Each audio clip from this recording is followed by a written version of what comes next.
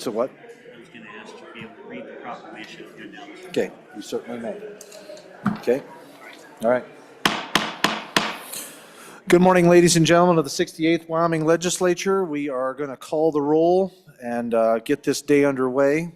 Quite a few of our members are not going to be able to be with us today due to dealing with some health issues. As you all well know, we've influenza A, or as my mother would have said, the influenza is making its laps through the body and through this area. So there's a lot of folks that we need to be thinking about and holding up in prayer for their speedy and recovery to get back to be among us. Until then, we will call them excused. And with that, reading clerk, please call the roll. I actually can say that now and not be backwards, so that's kind of neat. So, Convening roll call for the 15th day, February 3rd, 2025. Alamand. Andrew. Angelos. Banks. Bear. Brady. Bratton. No, Brady. Excused. Bratton. Brown. Gary. Brown Landon. Byron.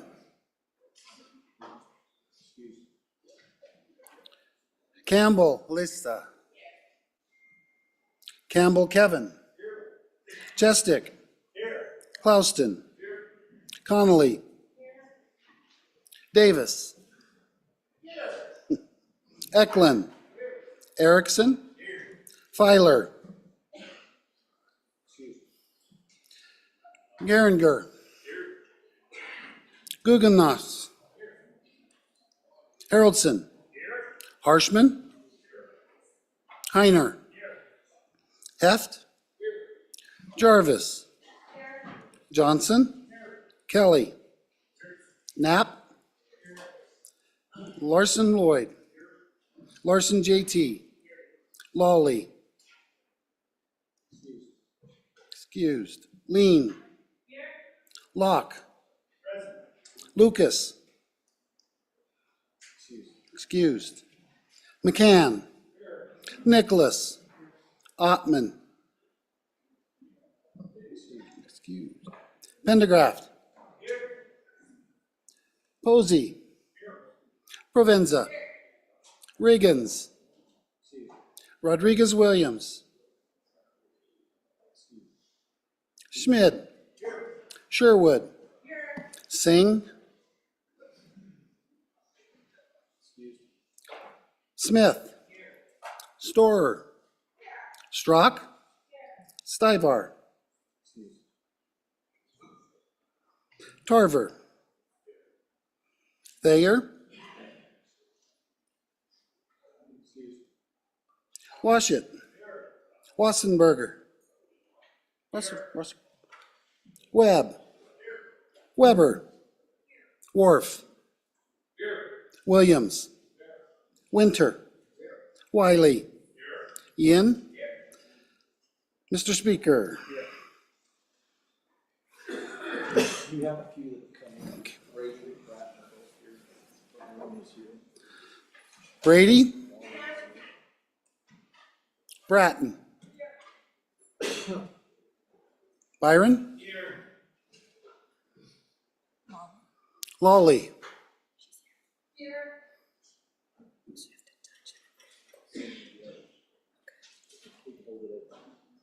Anybody else? Okay.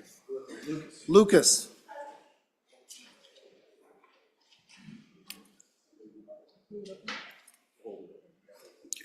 Okay, we'll hold it open briefly here. There may be some more. I know that Representative Williams will be coming. She was here this morning, so we will leave that. Next, ladies and gentlemen, I'd like to introduce you to Mr. Dan Mulholland. He is with Shepherd of the Valley Lutheran Church in Fort Bridger, Wyoming. He will be leading us in prayer this morning, so if y'all would please rise. And thank you for being here, Pastor Mulholland. Please proceed. Let us pray. Almighty God, you are a good and gracious and a bounteous God. Your mercies are new every morning. We thank you for the blessings of body and soul that sustain us from day to day. We ask your continued blessing upon this legislature. Be with each of its members as they go about their work. Guide and direct their thoughts, words, and actions that they might labor with honesty and integrity in ways pleasing to you and for the benefit of Wyoming citizens. Bless the people of Wyoming through the work of this House, that they may live lives of peace, quietness, and prosperity. O Lord, you are a good physician. Grant health and healing to the members who are ill. Restore them to their duties. O Lord, you cause the rain to fall and the plants to grow. Send your snows to us here in Wyoming, that we may have the water that we need. Hear us for the sake of our Lord and Savior Jesus Christ, in whose name we pray. Amen. Amen. Thank you, Pastor Mulholland. Fellow members and guests, if you will please join me in the salute to our flag.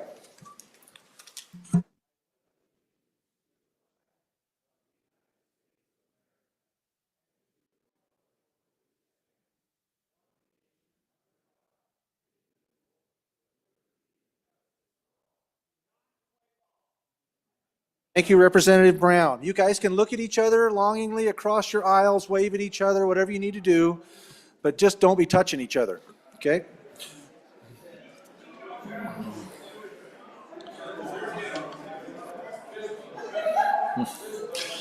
Yeah.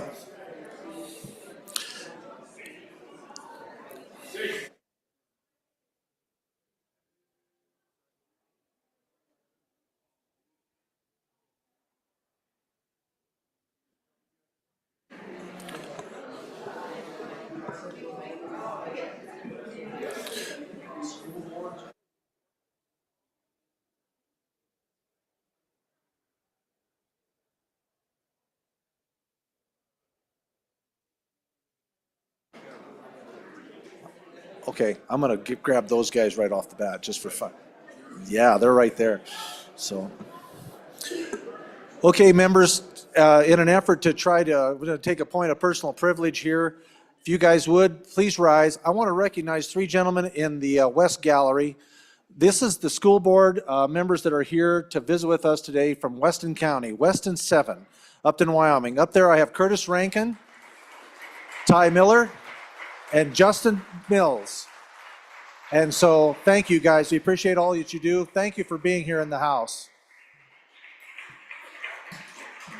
Best town on earth and the best, well, I shouldn't say the best, one of the two best run school boards in the state of Wyoming in District 1. So thank you guys for doing that. Thank you for being here. So we'll want to finish our roll call. Chief Reading Clerk. Ottman.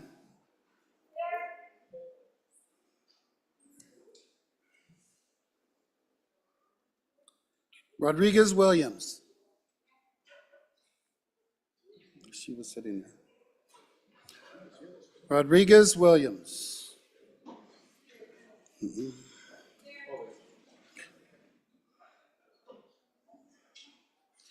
Mr. Speaker, 56 present, 6 excused. Thank you. Oh, Representative Singh. thanks for making your way here, Representative Singh. 67 present, 5 excused. 67 or 57? 57. There you go. Okay, all right, Thank you. cool. You're very good. Thank you 5 very much. excused. We've expanded. We've a really different picked up. angle. That's very good. All right, thank How do you. you- Thank you, Reading Clerk. Representative Clouston, you have something you'd like to share? Thank you, Mr. Speaker. In the North Gallery is the superintendent from my hometown, Campbell County School District number 1, Alex Harris. I'd like to welcome to the House.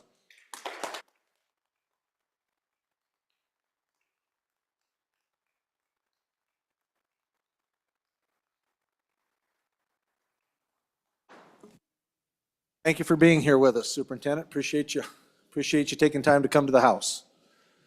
Okay, any other members? Representative Lean, Mr. Speaker, privilege of the floor.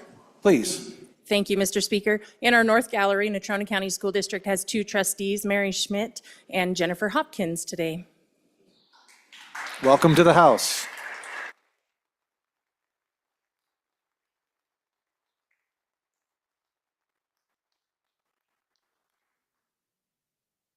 Okay, next on our agenda, without seeing anyone else at the microphones, Journal Committee report.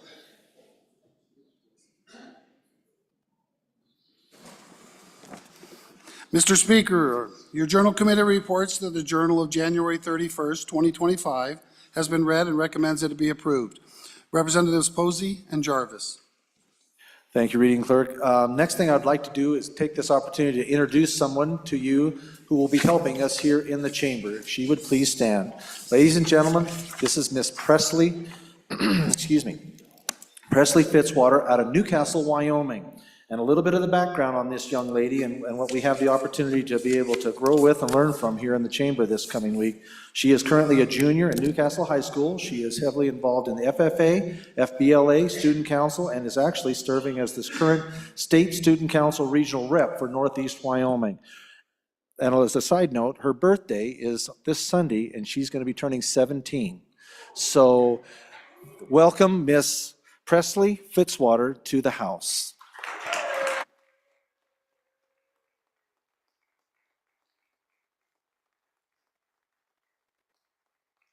And for those members here that are really good at singing, which we know many of you are, Miss Fitzwater said she would like to have the full effect of the House. And so if we get out of here by Friday, I think it would be really cool if Representative Brown and Representative Larson would lead before she leaves. Please, not right now.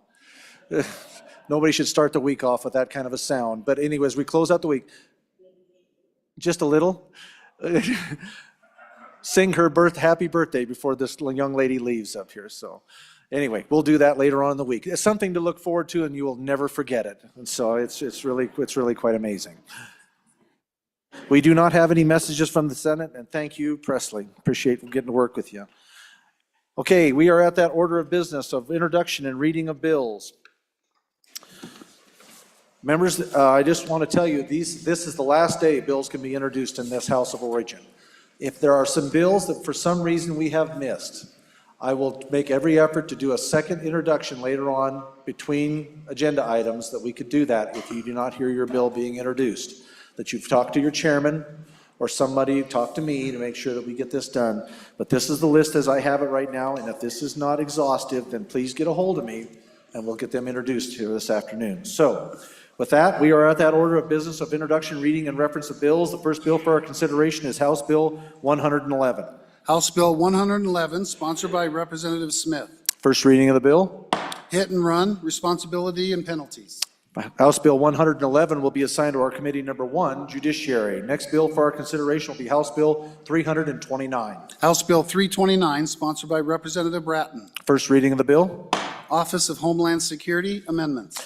House Bill 329 will also be assigned to our committee number 1, Judiciary. Next bill for our consideration will be House Bill 291. House Bill 291, sponsored by Representative Baer. First reading of the bill. Financial institution discrimination. House Bill 291 will be assigned to our committee number 2, Appropriations. Next bill for our consideration will be House Bill 336. House Bill 336, sponsored by Representative Weber. First reading of the bill. Waiver of parental rights, financial responsibility. House Bill 336 will also be assigned to our committee number 2, Appropriations. Next bill for our consideration will be House Bill 337. House Bill 337, sponsored by Representative Weber. First reading of the bill. Prohibiting foreign funding of ballot measures. House Bill 337 will also be assigned to our committee number 2, Appropriations. Next bill for our consideration will be House Bill 311. House Bill 311, sponsored by Representative Locke. First reading of the bill. Exemption for transported fuel and power sales amendments. House Bill 311 will be assigned to our committee number 3, Revenue. Next bill for our consideration will be House Bill 328. House Bill 328, sponsored by Representative Locke. First reading of the bill. Residential real property, taxable value 2. House Bill 328 will be assigned to committee number 3, Revenue. Next bill for our consideration will be House Bill 68. House Bill 68, sponsored by corporations. First reading of the bill. Tax increment financing.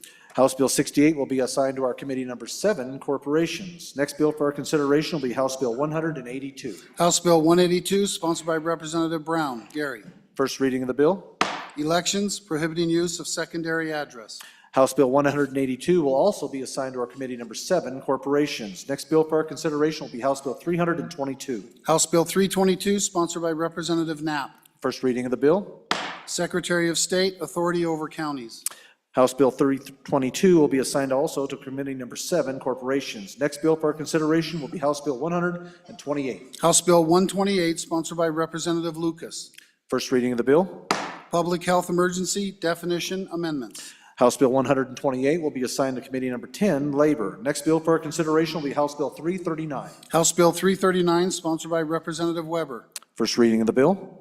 Homeowners associations, display of political campaign signs. House Bill 339 will be assigned to our committee number 10, Labor. And that concludes bills for introduction, ladies and gentlemen.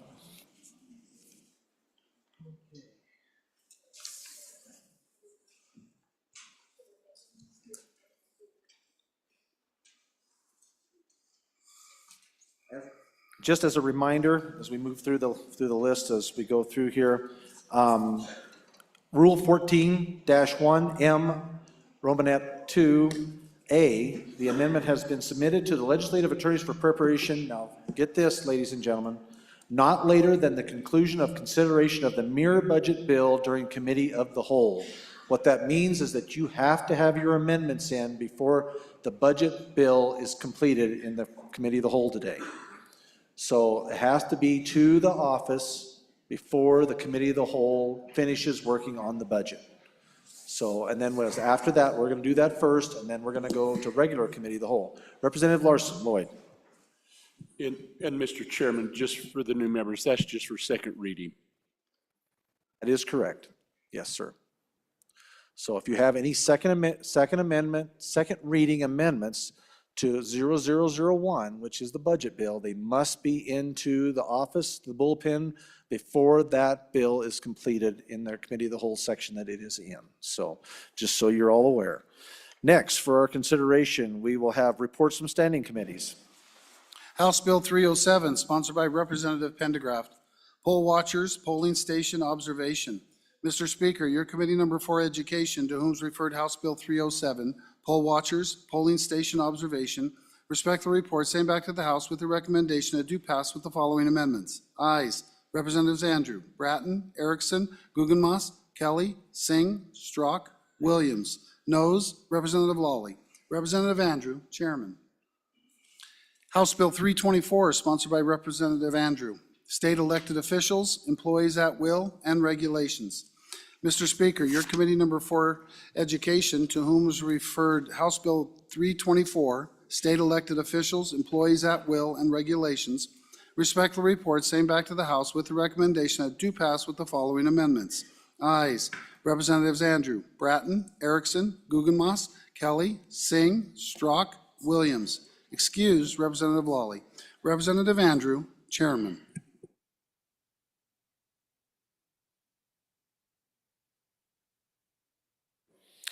Thank you, reading clerk. Kind of trying to decide here, ladies and gentlemen, we've got a special event. The Sheridan football team is over in the Senate right now, and they are doing introductions. We're trying to kind of wait until they come here because we don't want to begin too much into our second reading. We really shouldn't without a privilege of the floor. So it would be nice if we could do them before we head into that to make things flow a little bit better. Oh, Representative Harrelson, please. Thank you, Mr. Speaker. Privilege of the floor. Please. Thank you, Mr. Speaker. Up in the North Gallery, I've got a gentleman who is a friend and someone who's quite involved in the political process. Daryl Tiltram. Worked with him out at the power plant for a number of years. He worked with my father out there. He's been involved in local politics in Wheatland, and you can always know that Daryl will be close if there's anything going on. So Daryl, could you stand? Daryl Tiltram, everyone.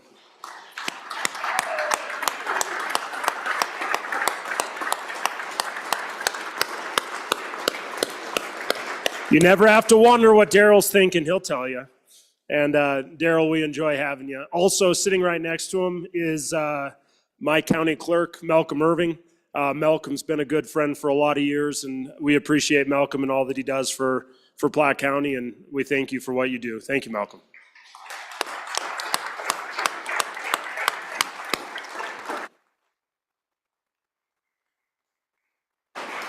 Thank you both for joining us in the House. Welcome. Enjoy. Okay, I have one re-referral. Chairman Andrew.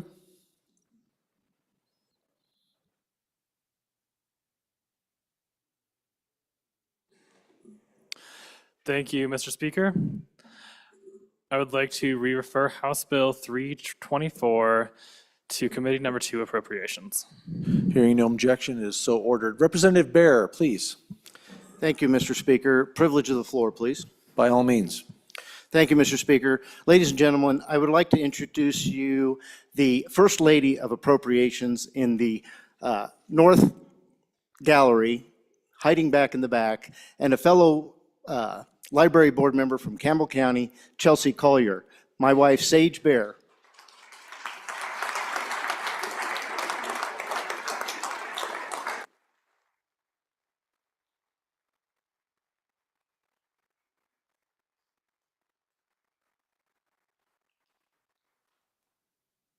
Welcome to the House, and we're glad you can be here. And to the Mrs. Bear,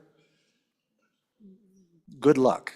So I appreciate all that you do and what you must have to put up with, but thank you for all your efforts and anyway, let's leave it at that.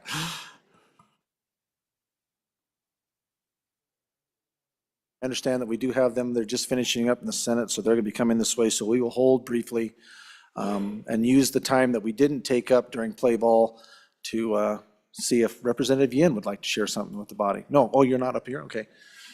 Okay, you're just rolling around? All right, we're just stand at ease briefly, and here they come.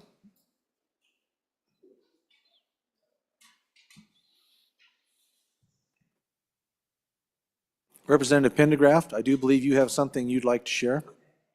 Come on up, sir.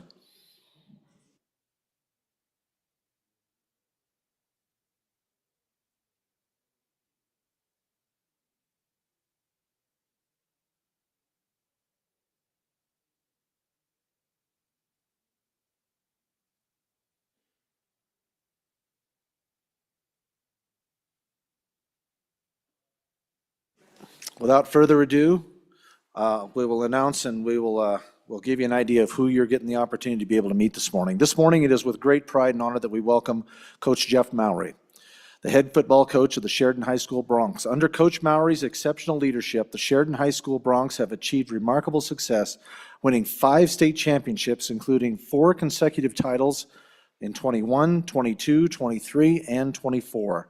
Today, he brings his assistant coach, Kevin Reiser, and the following senior players with him: Ty Gilbertson, Bridger Peldo, and Garrett Way. Fellow representatives, please join me in extending a warm welcome from the 68th Legislature to our distinguished guests.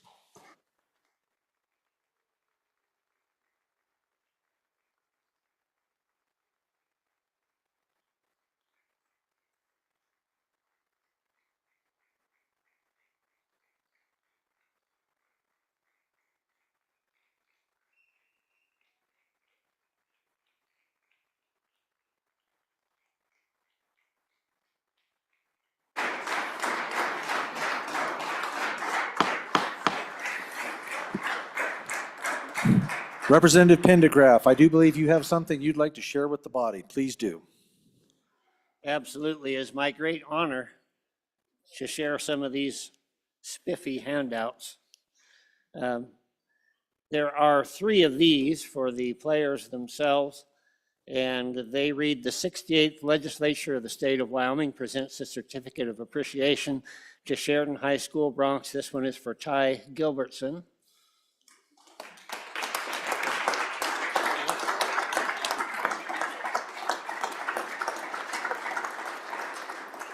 This one is for Garrett Way, and they say, congratulations on your state championships 2021, 2022, 2023, 2024. Man.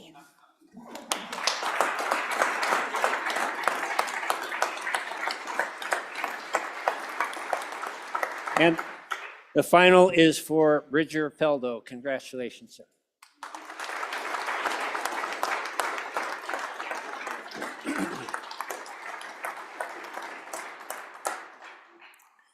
There is also a proclamation here which I would like to take a moment to read.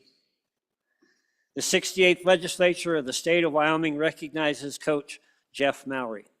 A joint resolution of the undersigned members of the 68th Legislature of the State of Wyoming recognizing Coach Jeff Mowry for his outstanding leadership of the Sheridan High School Broncs football team. Whereas Coach Mowry has been a valued member of the Sheridan County School District Number 2. What? You have to change that. School District Number 1. You tell them Bighorn folks they got to catch up. Sorry. Sheridan County High School, or Sheridan County School District Number 2 since 2007. He's been serving as a math teacher and administrator, a football coach, has excelled in all areas of his professional responsibilities. And whereas Coach Mowry joined the Sheridan High School football coaching staff in 2007 and assumed the position of head coach in 2018, whereas Coach Mowry has exemplified leadership, sportsmanship, guiding the Broncs to an impressive 74 wins and 9 losses, a record since 2018, setting a state record in 2024 for the longest Wyoming high school football winning streak of 43 consecutive wins. Whereas under Coach Mowry's leadership as a head coach, the Sheridan High School Broncs have won an outstanding 5 state championships, including 4 consecutive titles in 21, 22, 23, and 24.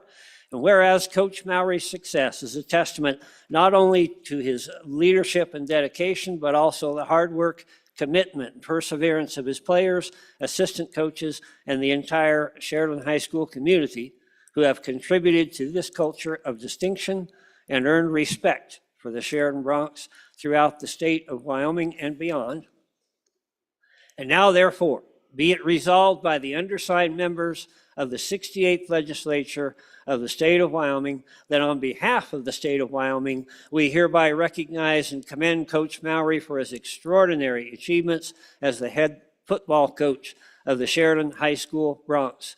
Be it further resolved that the legislature expresses appreciation to the players, coaching staff, supporters of Sheridan High School football, past and present, for their continued commitment to excellence, sportsmanship, and community pride. Signed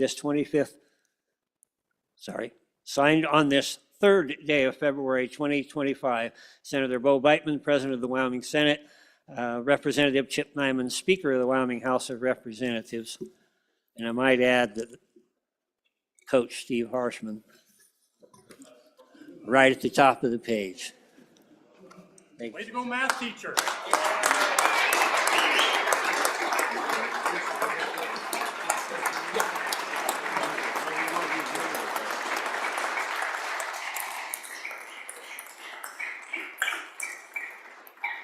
Thank you. Thank you. Mr. Speaker, representatives, really am humbled by the introduction, for one, from Representative Pendergraft. Thank you for allowing us to be here today, and we're very humbled and honored to be here. The past few seasons have definitely been some to remember, and I'm going to say a few words, and I'm going to invite some of the fine young men to say a couple words because they're a lot more interesting to listen to than myself. But I want to say thank you, first of all, to all of you in this room for the support that you provide public schools in Wyoming. None of this would be possible without that. In my opinion, there's not a better investment that the state of Wyoming could make than young men like this.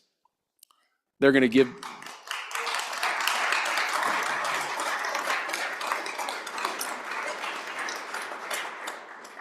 So thank you for what you do. Your job's not easy, and we appreciate it. I'd like to thank the Sheridan County School District Number 2 Board of Trustees and Superintendent Scott Stoltz, who are here today.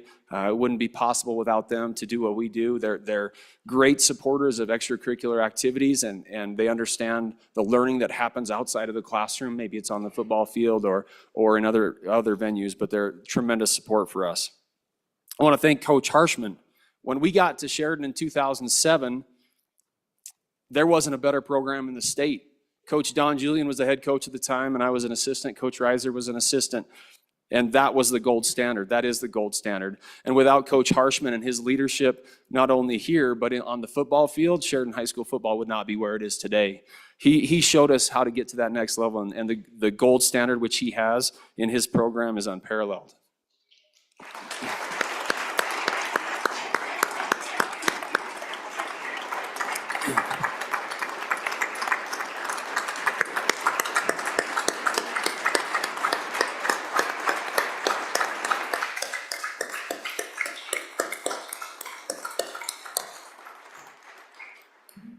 So recently, you just heard about the success that the program in Sheridan has had. And I get the question sometimes, and I got it just down on the other side, is what's the secret sauce in Sheridan? How do you continue to win?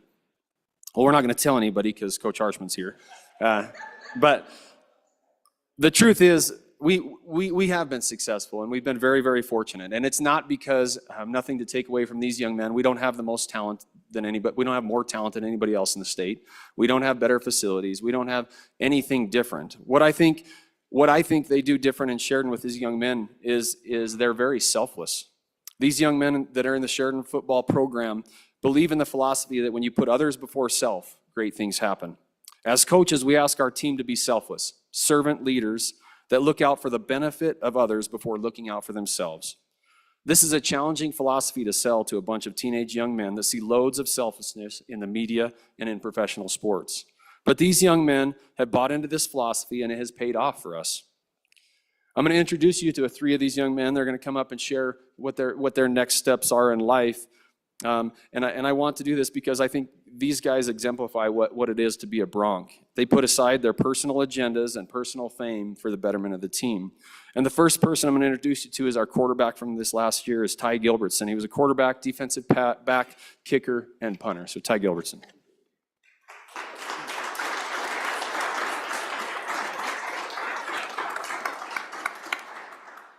Thank you guys for having us. It's a super cool honor to be here and talk. Next year, I'm going to Montana Tech in Butte, and I'm going to study civil engineering and play football there. My favorite memory as a Bronc, my dad is one of the coaches here, so I've grown up in the program, spent a lot of time there. But my sophomore year, I had the opportunity to play with my brother, and we won a state championship. And so I won a state championship with my brother alongside my dad, and that was really special. One thing I've learned from football is just the belief system we have. Before every game, Coach Meyer would say, believe in yourself, believe in the guy next to you, and believe in the game plan. Starting with yourself, you just have to have confidence in yourself to go execute, and then believing in the other guys on the field that they're going to go get the job done, and you don't got to worry about them, and then believing in what these coaches do for you and the game plan that they have for you is going to be successful. So thank you, guys.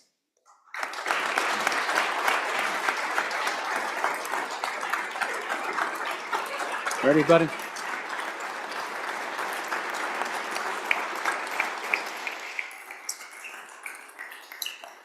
Next, we have Bridger Peldo, and you could probably guess his position. He's an offensive lineman, and Ty, being the quarterback, his dad loves the offensive line. He does a lot of work for Ty. Today is Bridger's 18th birthday also, and he's, yes.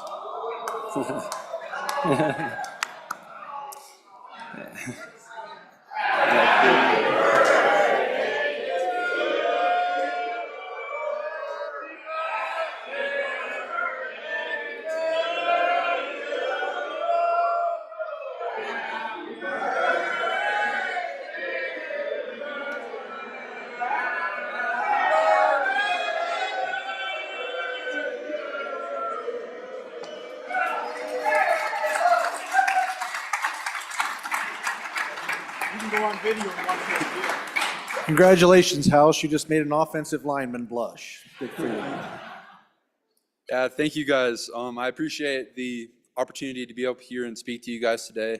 As Coach Mowry said, I'm an offensive lineman for the Broncs the last 3 years, and my favorite memory over the past few years has been being able to play with my younger brother Fisher, my cousin Levi, and my cousin Caden, and being able to win a state championship with all of them. And my favorite lesson that these coaches have taught me is to treat your teammates like brothers. I've been able to take this lesson with me throughout many sports I participated in throughout the high school, and I've been able to become friends with many kids that I would have never thought I'd be friends with. So thank you guys for teaching me that. And For the future, I'm planning on going to Northern State University in Aberdeen, South Dakota to play football and pursue a degree in business and finance to be a financial advisor. Thank you.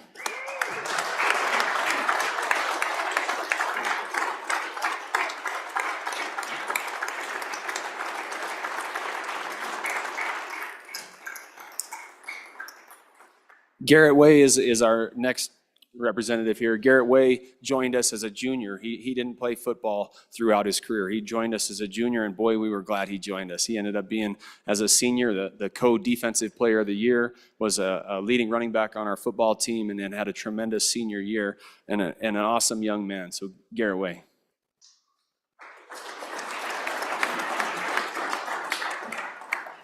Thank you all again for having us here today to be recognized. So for my future plans, I just recently graduated high school at the end of this fall semester. I'm on track to graduate with an associate's degree in plant science from Sheridan College. After that, I'm going to join the workforce for a year before attending school for another 2 years to get a bachelor's degree in agronomy. I've been very lucky and very grateful to be a part of this Bronc program, even though it's only been for the last 2 years. I'd say my favorite memory was being able to celebrate with all the guys after this most recent state championship. And after we got done getting dressed and we're about to load the buses, me and my other running back, Kelton Crow, and one of our receivers, Carson Chase, walked back out onto War Memorial Field, and it was empty, and we just stood there and looked around and took it all in, knowing that it was our last high school football game that we were going to play in, and possibly our last football game altogether. I think the most valuable lesson that I've learned from being a Bronc is trusting the people that you're working with and trusting your teammates. Just focus on the job that you were given to do and do it to the best of your ability, and trust that your teammates are going to do the same. Coach Mowry, like Ty said, would preach that before every game.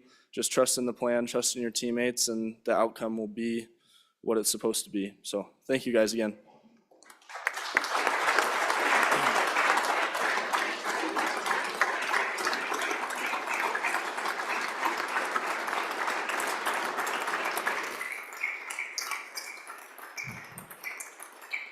The last person I want to introduce is Coach Kevin Reiser, and he's there on the end, and he's a former social sciences teacher, government teacher, and now a preacher, and is an offensive line coach. And so if he gets the mic, you'll never get anywhere else today. So I'm just going to introduce him. Coach Reiser is our offensive line coach and has been there since 2007.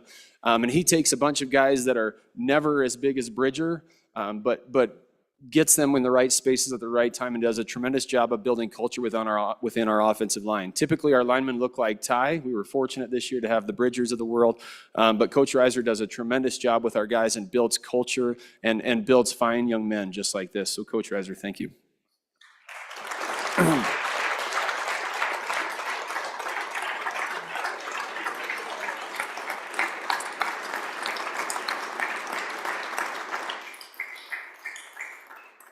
Mr. Speaker, Representative Pendergraft, we really appreciate this opportunity, and I thank you for allowing these fine young men that represent the Bronc football team to speak with you. They're guys that are going to go on and do great things and hopefully come back to Wyoming and do those great things. And they know how to do it because they understand what it means to be a leader and that you must give back before you want to receive. So thank you for the time that it's taken out of your day for us to be here today, and thank you for what you do. And sorry, Coach Harshman, but go Broncs.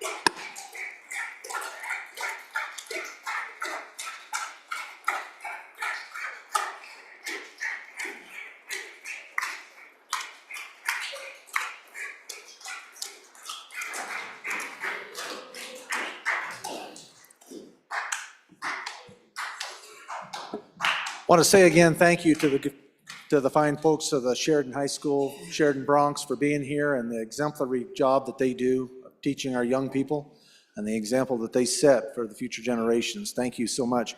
And thank you, Superintendent Stoltz. I appreciate you being here and the work that you do up there. It is greatly appreciated, and we are very thankful for your efforts for our young people, for the future of this nation. Thank you. Representative Bawley, Thank you, Mr. Chairman. Privilege of the floor. please. Thank you.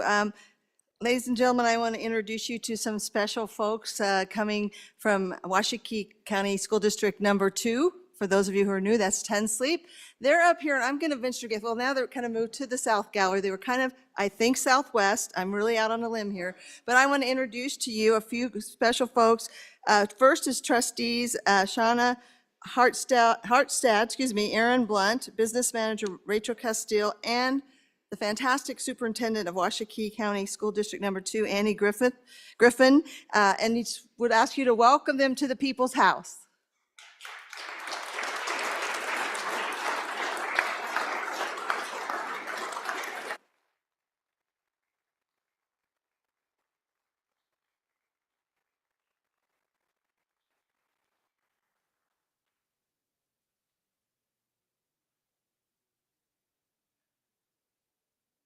Thank you, Representative Lawley. Welcome to the House. We have another privilege of the floor, Representative Williams, JD. Thank you, Mr. Speaker. Many high-achieving educators from around the state join us today with the Level Up program, the Level Up group. Please welcome Level Up to the House. Thank you for being here.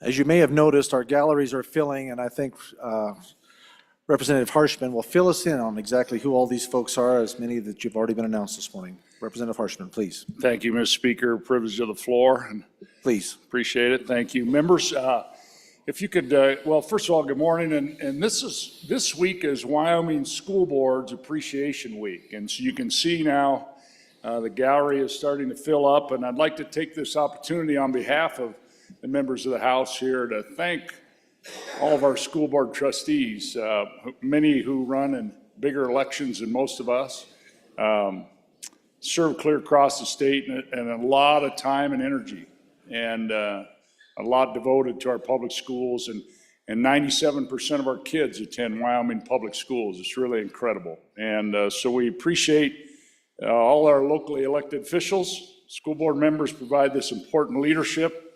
And so again, please join me in thanking all of you for the great work you do for our future. Thank you. Welcome. And I got one more. Yeah.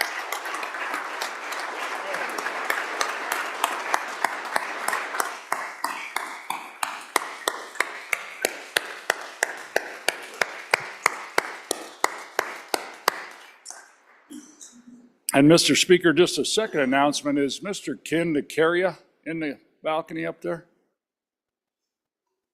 Yeah, let's come on in. I just want to, members, Ken DeCaria served in this House.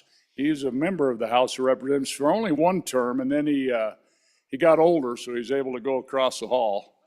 And he served 3 terms in the Wyoming Senate. And today is his last day, but this is 29 legislative sessions in a row as a legislator or working for our Wyoming School Boards Association, representing folks all around the state. And it's 29th session, and today is his last day. And I just want to say on behalf of the House, well done. Thank you for your service. We really appreciate you. Well done.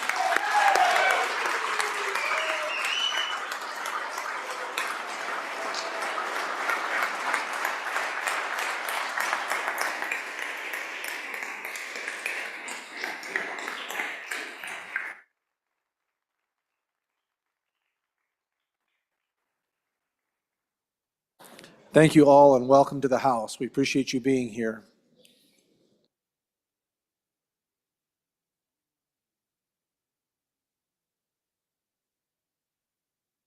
Representative Pendergraft, please. Thank you, Mr. Speaker. Privilege of the floor. Go ahead.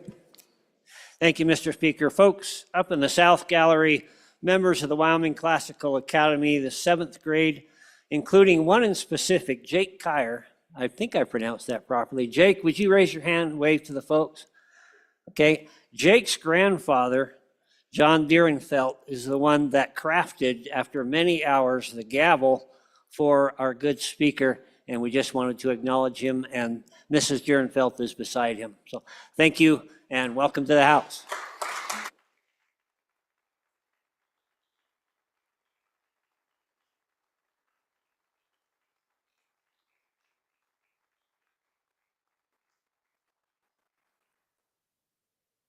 Welcome and thank you. And if you could, see your way clear once we get the show on the road, come down here because I would love to have the picture with you that haven't been involved in that.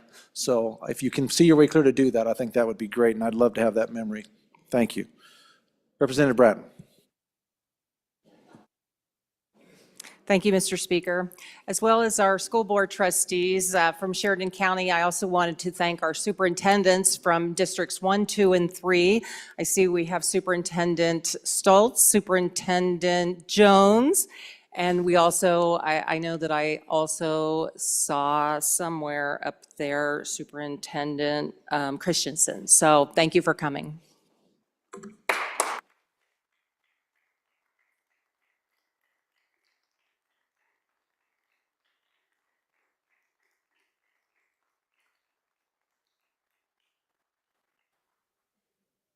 Welcome to the House. Thank you for being here. Representative Campbell, Thank you, Mr. Speaker. Privilege of the floor. please. I'd like to extend a warm welcome to folks from home here for Charter School Day and Appreciation Day. So Mr. Pete Fox and his son Matt, if you'd please stand, we'll say hello and welcome to the House.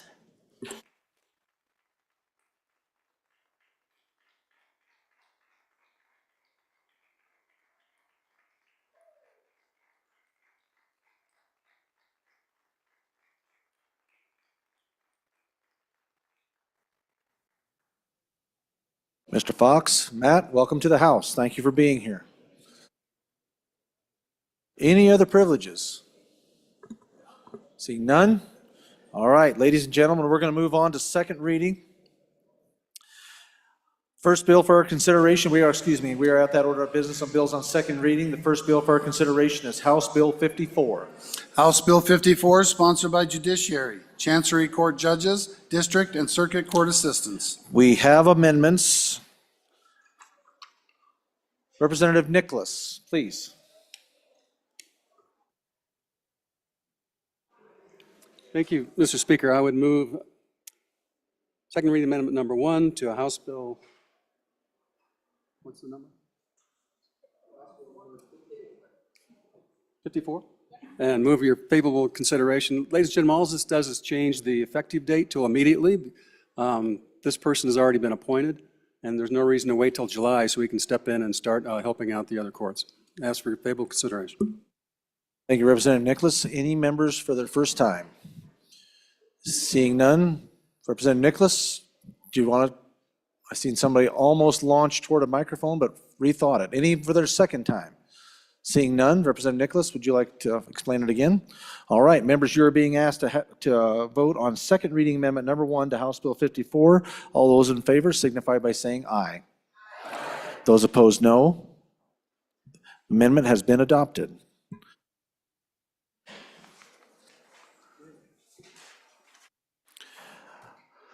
House Bill 54, having been read 2 separate times, the question is, shall the bill be read a third time? Hearing no objection, it is so ordered.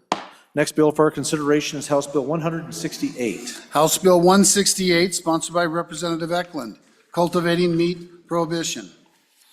We have one amendment, I believe here. Let me double check. Yes, one amendment. Representative Johnson, please. Thank you, Mr. Speaker. I bring forth this amendment. You're going to need to move the amendment. There's a script right on that, on your table. There's a script right there that'll tell you. There we go. Oh. There we go.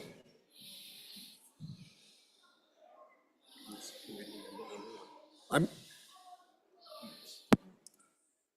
Committee of the Whole? Nope. No, I move second reading amendment number 1 I move second reading of amendment number 1, to House Bill House Bill 168. 168, and ask for favorable consideration. Please Thank- proceed.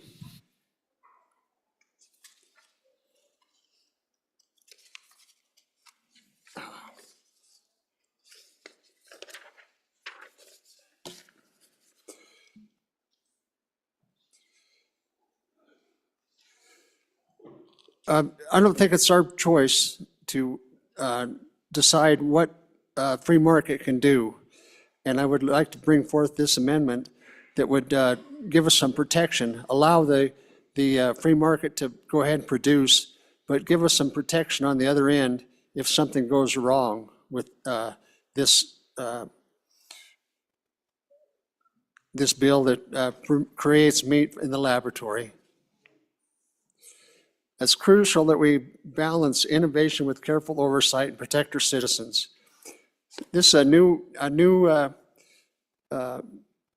technology, and we don't know where it might lead, but we need to be aware that something could go wrong. So I offer this amendment to this bill 168.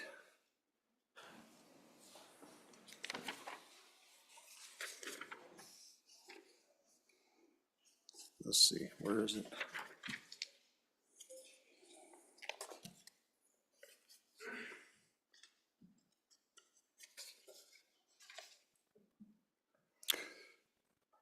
So line 1, line 2, after meat, insert specified.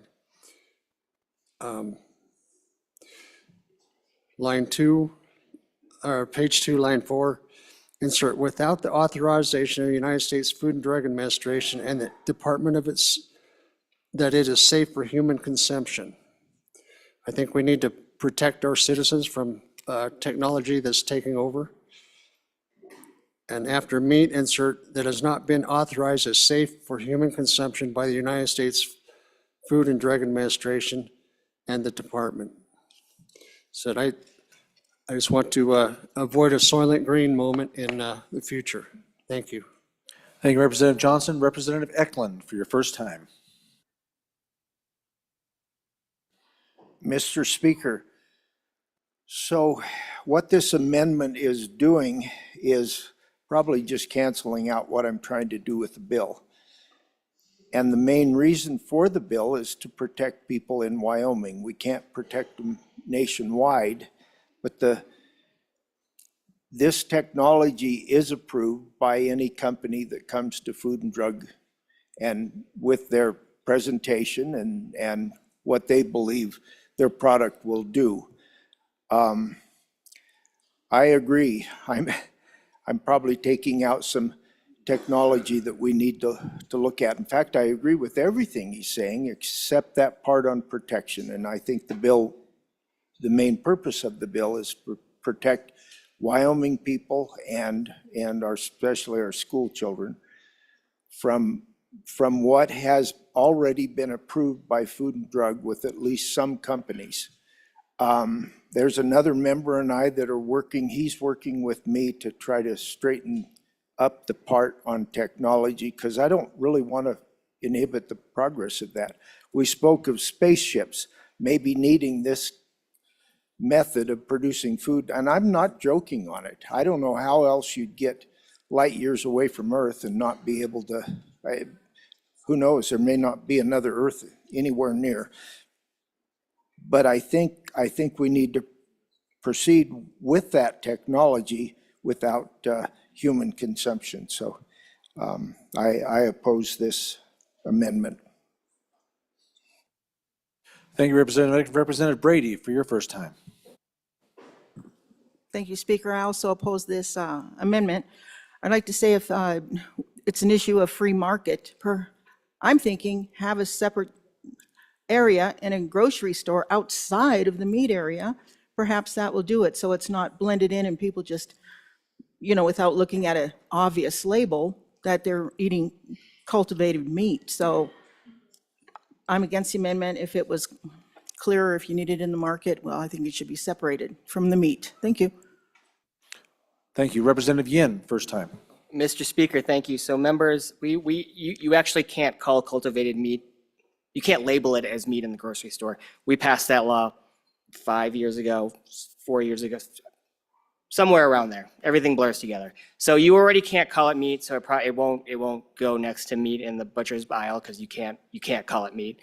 I've voted for basically almost every food freedom bill that we've ever run in this chamber. I think people should make informed decisions and eat what they choose to eat.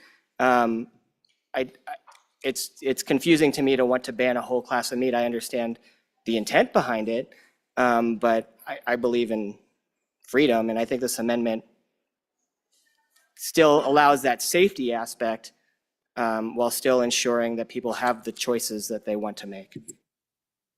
Thank you, Representative Yin. Representative Strzok, for your first time.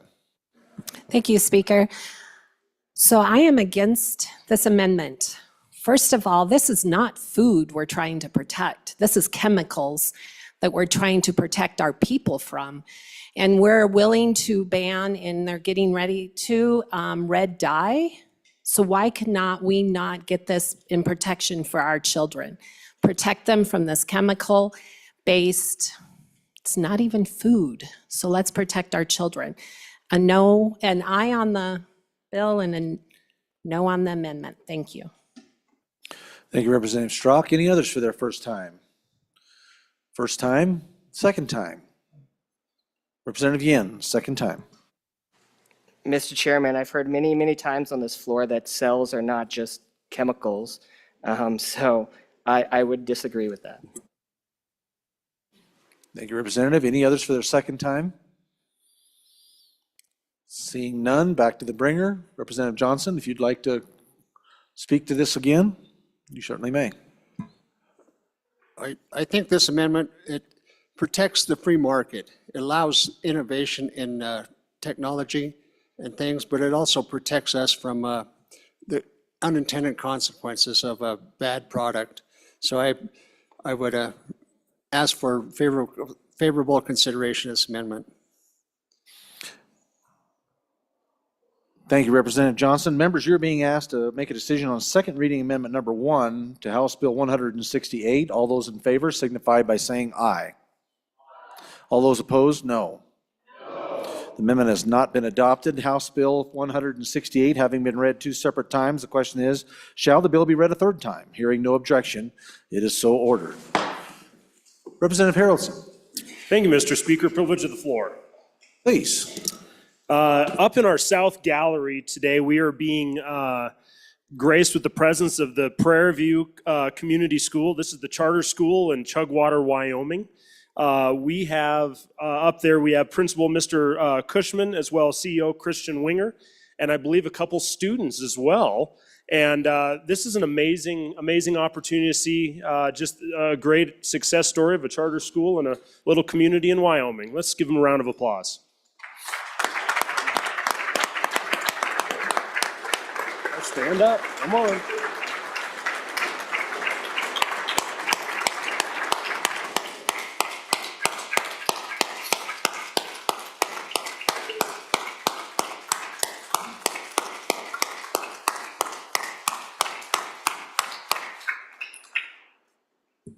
Welcome to the House.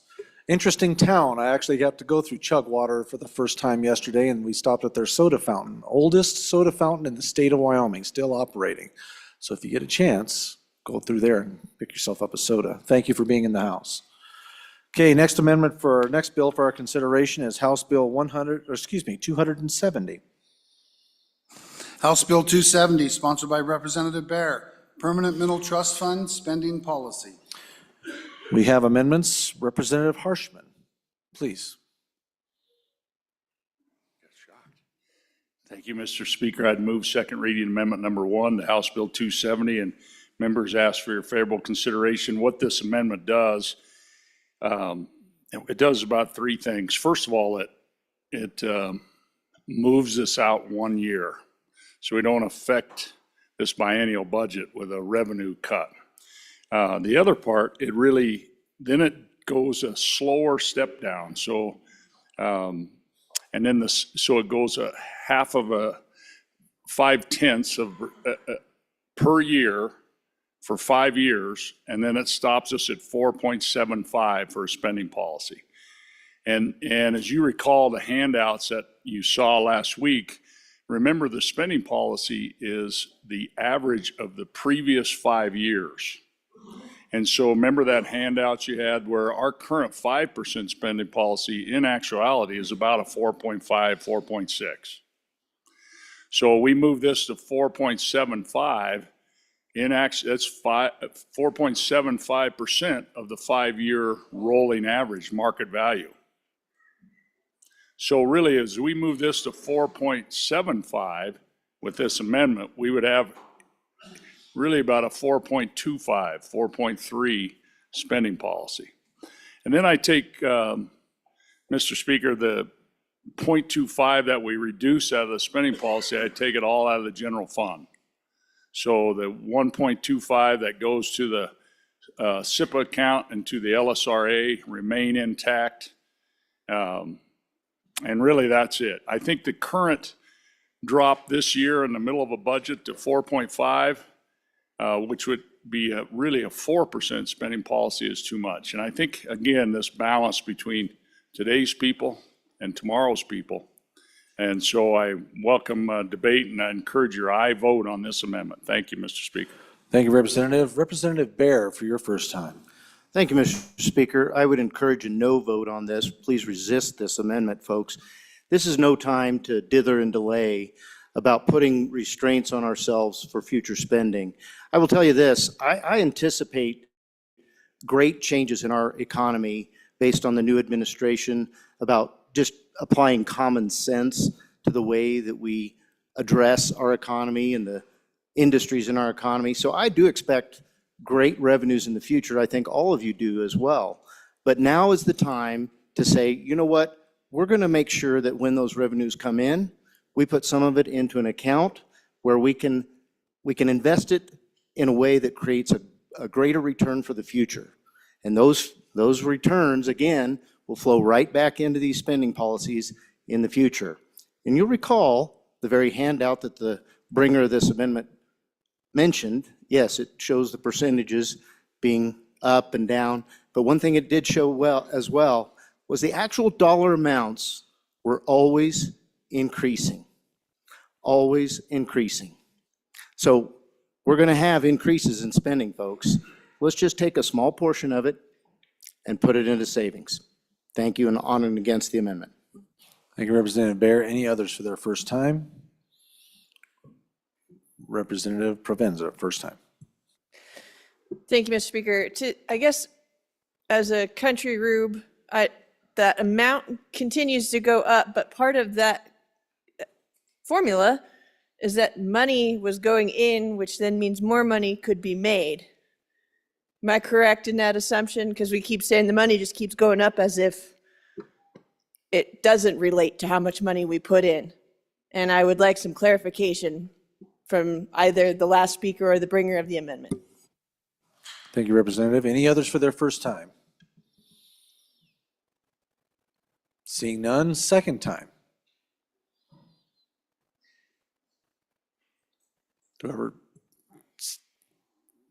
Second time, seeing none, go to the amendment, to the bringer? Okay, go to the amendment bringer. Mr. Harsh, or Representative Harshman, please. Thank you, Mr. Speaker. I think if the goal of this is to put restraints on our spending, if that's the goal of the appropriations chairman, we can do that already.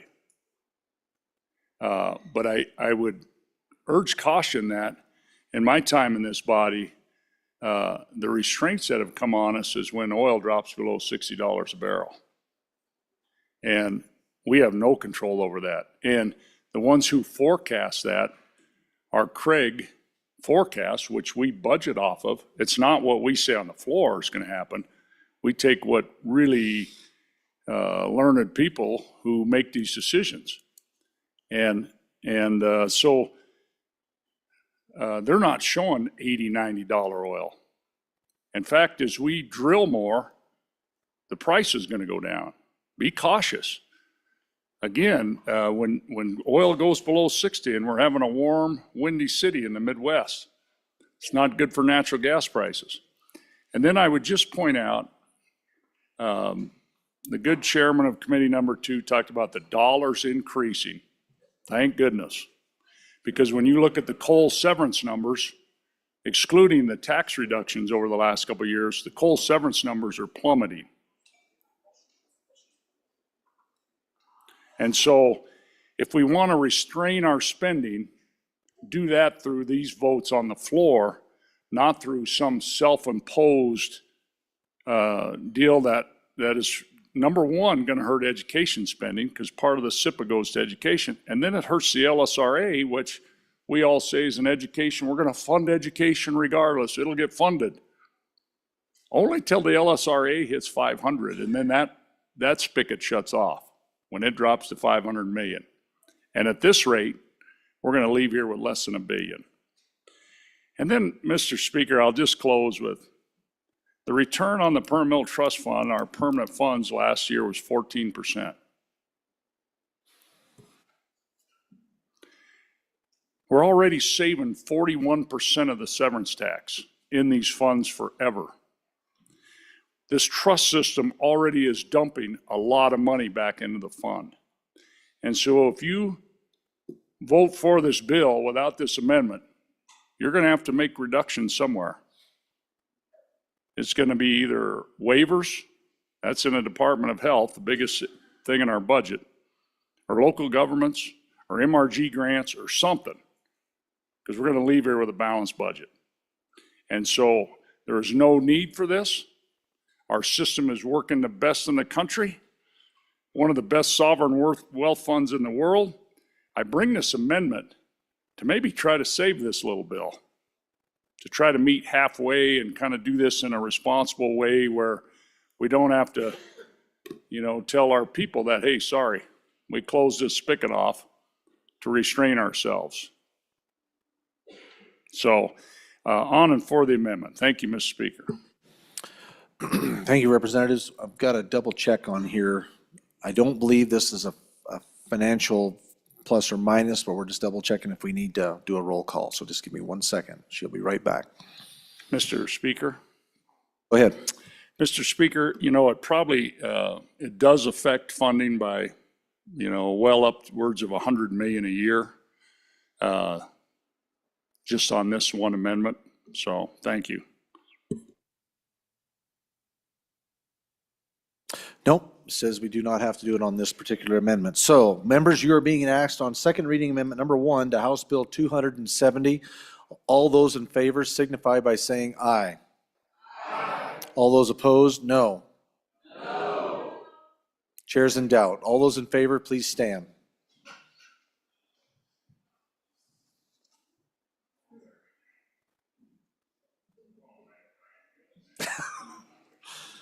Let's try to be as quiet as we can so we can count.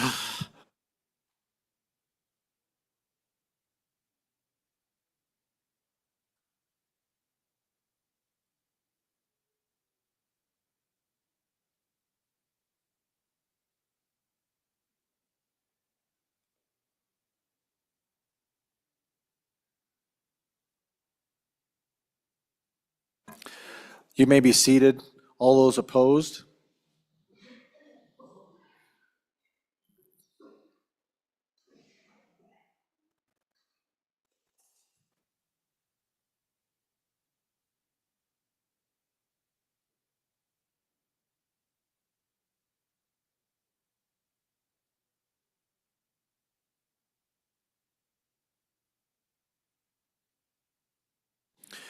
The amendment has not been adopted, 23 to 33. Okay. Next amendment for our consideration to House Bill 200, let's see. No, that was it. To House Bill 270. House Bill 270 haven't been read 2 separate times. The question is, shall the bill be read a 3rd time? Hearing no objection, it is so ordered. Next bill for our consideration will be House Bill 271. House Bill 271, sponsored by Representative Baer. Common school account, spending policy amount.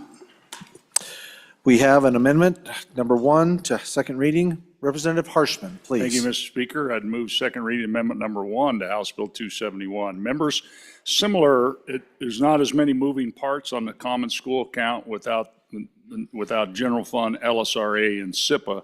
It's just a common school account. And this would do the same thing, push this out a year, and then start this 5-year step down to 4.75 of the 5-year rolling average, which is really about 4.25.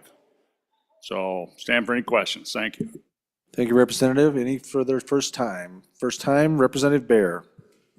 Thank you, Mr. Speaker. Again, I would ask you to resist this amendment for the same reasons. But folks, you know, we have discussed the ramp up that we have in spending for education in this state.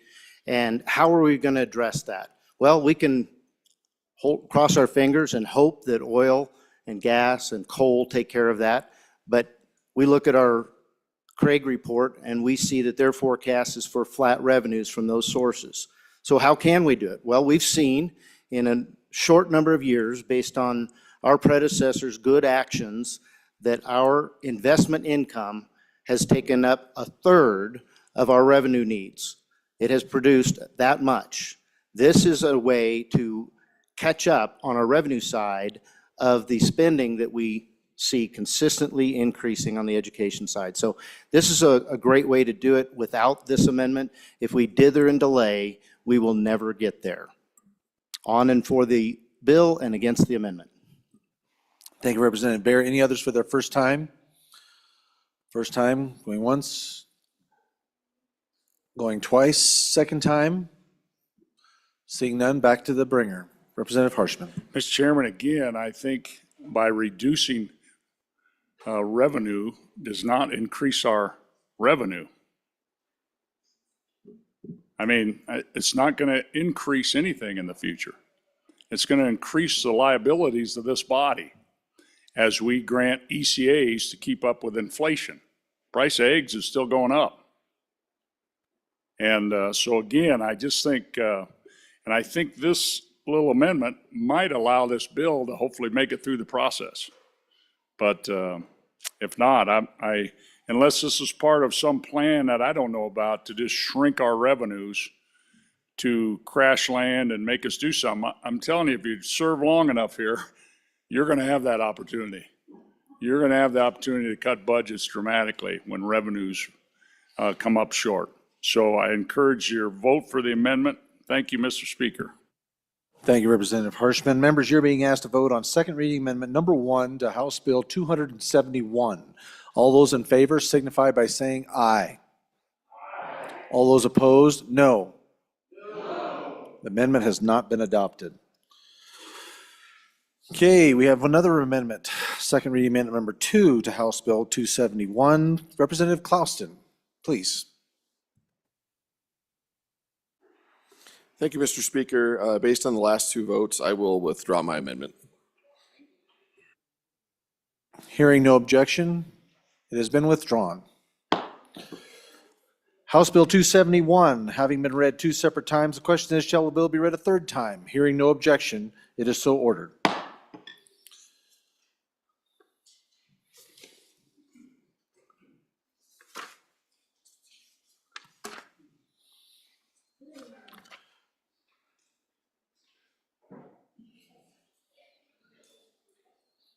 Okay, moving on.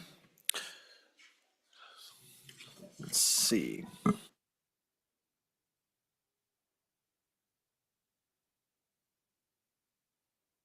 Third reading, consent list. Let me get to my. We are at that order of third reading on bills on third reading and final passage. Mr. Majority Floor Leader. Thank you, Mr. Speaker. I move the third reading consent list consisting of the following bills: House Bill 31, House Bill 60, House Bill 86, House Bill 133, House Bill 137, House Bill 177, House Bill 206, and House Bill 221. Would anyone like any of these bills removed from the consent list? Will the reading clerk please read the bills on the consent list? Nope. We do have one. Representative Brady. Thank you, Mr. Speaker. I'd like to remove Bill 177 from the consent list. Without objection, Bill number 177 is removed from the consent list.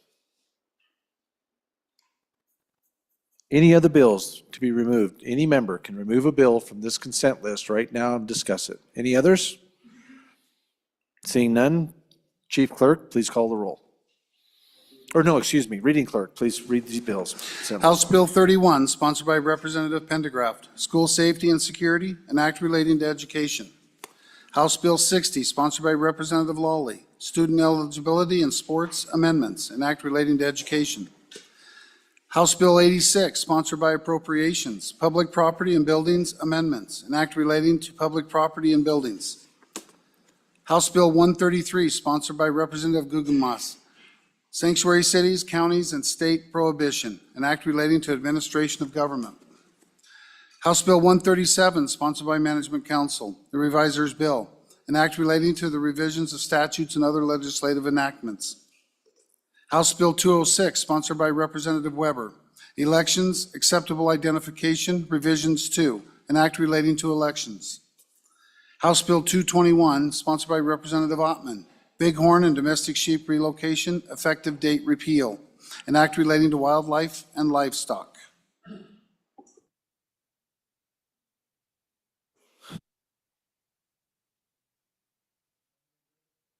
Having been read 3 separate times, the question is, shall these bills pass the House? Chief Clerk will now call the roll. Allemand? Andrew? Angelos? Banks? Bear? Brady? Bratton? Brown Gary? Brown Landon? Byron? Campbell Elisa? Campbell Kevin? Chestick? Clouston? Clouston? Connolly? Davis? Eklund? Erickson? Filer, excused. Geringer? Guggenmoss? Haroldson? Harshman? Heiner? Heft? Jarvis? Johnson? Kelly? Knapp? Larson Lloyd? Larson JT? Lawley? Lean? Locke? Lucas? McCann? Nicholas?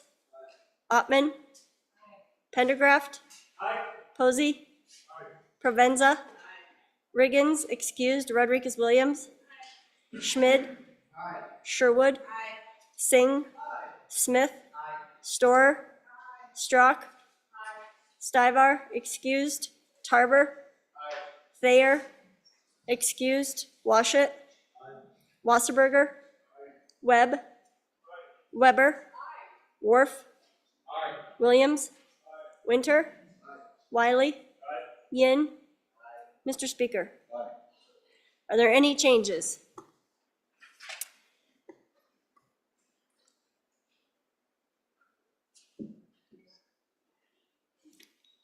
Closing vote. Vote closed. 56 aye, 6 excused. As for House Bill 31, are there any changes? Are there any changes? Closing vote. Vote closed. 56 aye, 6 excused. As for House Bill 60, are there any changes?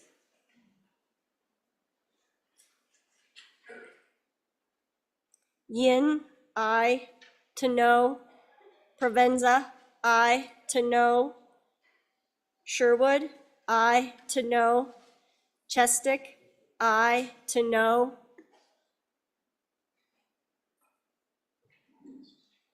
Posey, aye to no. Storer, aye to no. Further changes?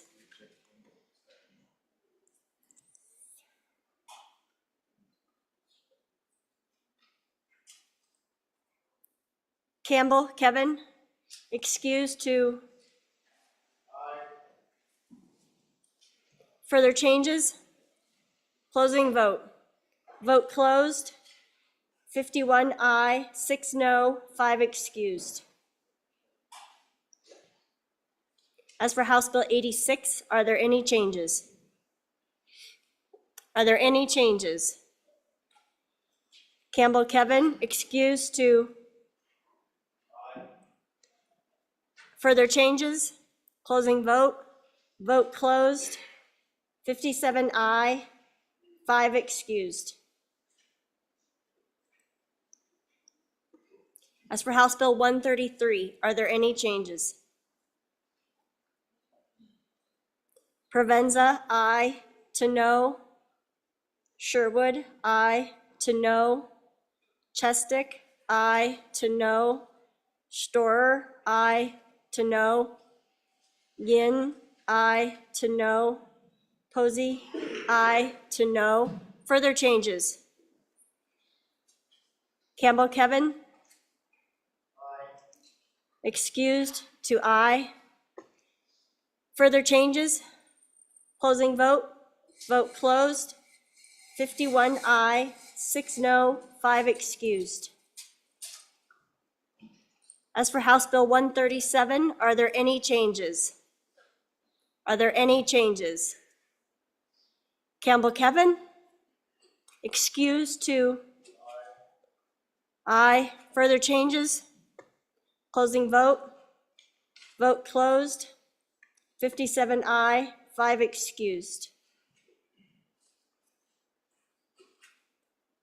As for House Bill 206, are there any changes?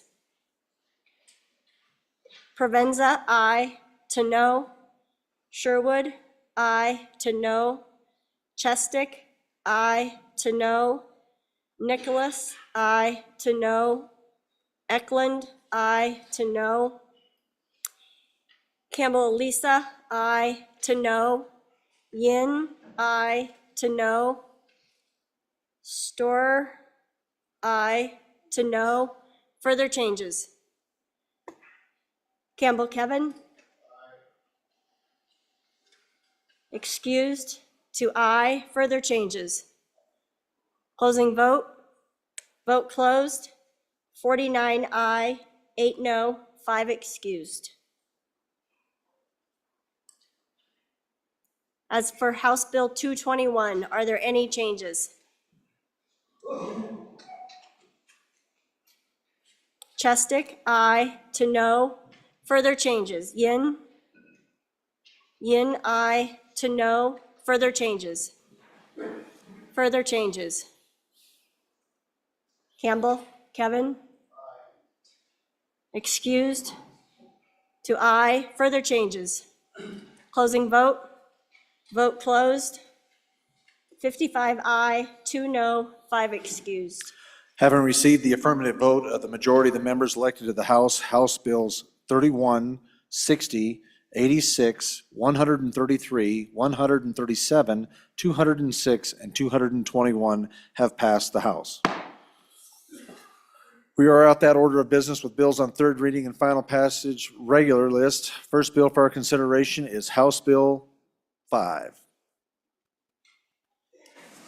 House Bill 5, sponsored by Travel, Fishing Outfitters and Guides, Registration of Fishing Boats, and Act relating to Game and Fish.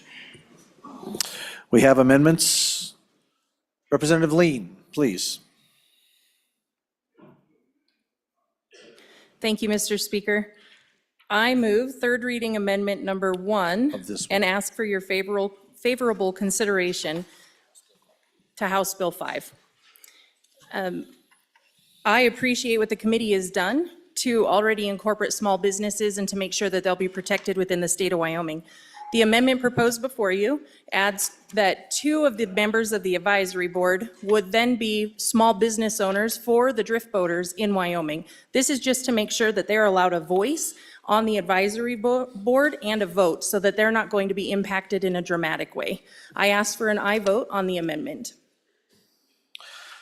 Thank you, Representative Lean. Byron, Chairman Byron, for your first time. Thank you, Mr. Speaker. I appreciate the bringer of this amendment. Please, folks, make sure you have the corrected copy. Maybe a refresh on your screen would help. It was great to work with the bringer of the amendment, and I would encourage an aye vote. Thank you, Representative Byron. Any other members for their first time? Second time? First time? Representative Haroldson, please.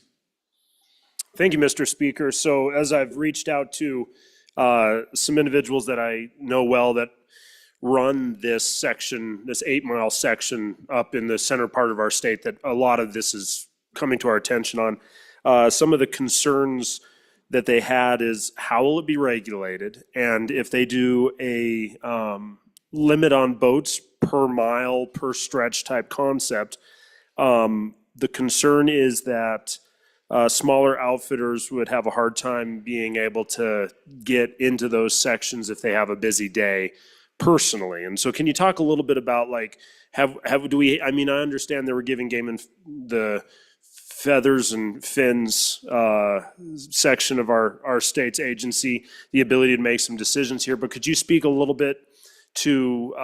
Yeah, Representative, I think we're off the amendment. It's more speaking about the bill. Okay. But I was just saying, if we put local on, is that something that could help fix this? So I was loosely bringing it back around. I am fighting influenza A, so just give me a break. Okay? Would you like to speak to this, Chairman Byron? Any others for their first time? We want to close out with our second go around. Any others? First time, second time? Do you want to speak to that, Representative Byron? For any others goes second time? Thank you, Mr. Speaker. I appreciate that question, and that is the intent of this, is try to bring it back to allow those smaller folks to have more control, and specific to the bringer of the amendment, some of those smaller folks that are operating in this sector of the industry. So please vote aye. Thank you, Representative Chairman Byron. The bringer, want to bring back? Called the question. Question being called on third reading amendment number 1 to House Bill 5. All those in favor signify by saying aye. All those opposed, no. The amendment has been adopted.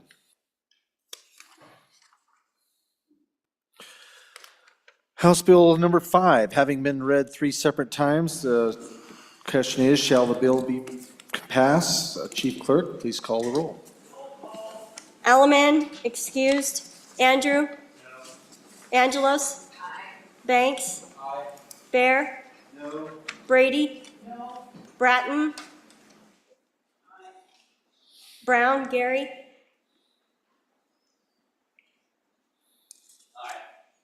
Brown, Landon? Byron? Campbell, Elisa? Campbell, Kevin? Chestick? Clouston? Connolly? Davis? Eklund?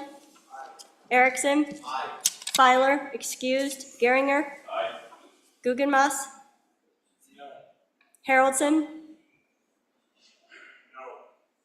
Harshman? Heiner? Heft? Jarvis? Johnson? Kelly? Knapp? Larson Lloyd? Larson JT? Lawley? Lean? Locke? Lucas? McCann? Nicholas? Ottman? Pendergraft? Posey? Provenza? Riggins, excused. Rodriguez Williams? Schmid? Sherwood? Singh? Smith? Storer? Strzok? Stivar, excused. Tarver? Thayer, excused. Washut? Wasserberger? Webb? Weber? Worf? Williams? Winter? Wiley? Yin? Mr. Speaker, are there any changes? Bratton, aye. To no?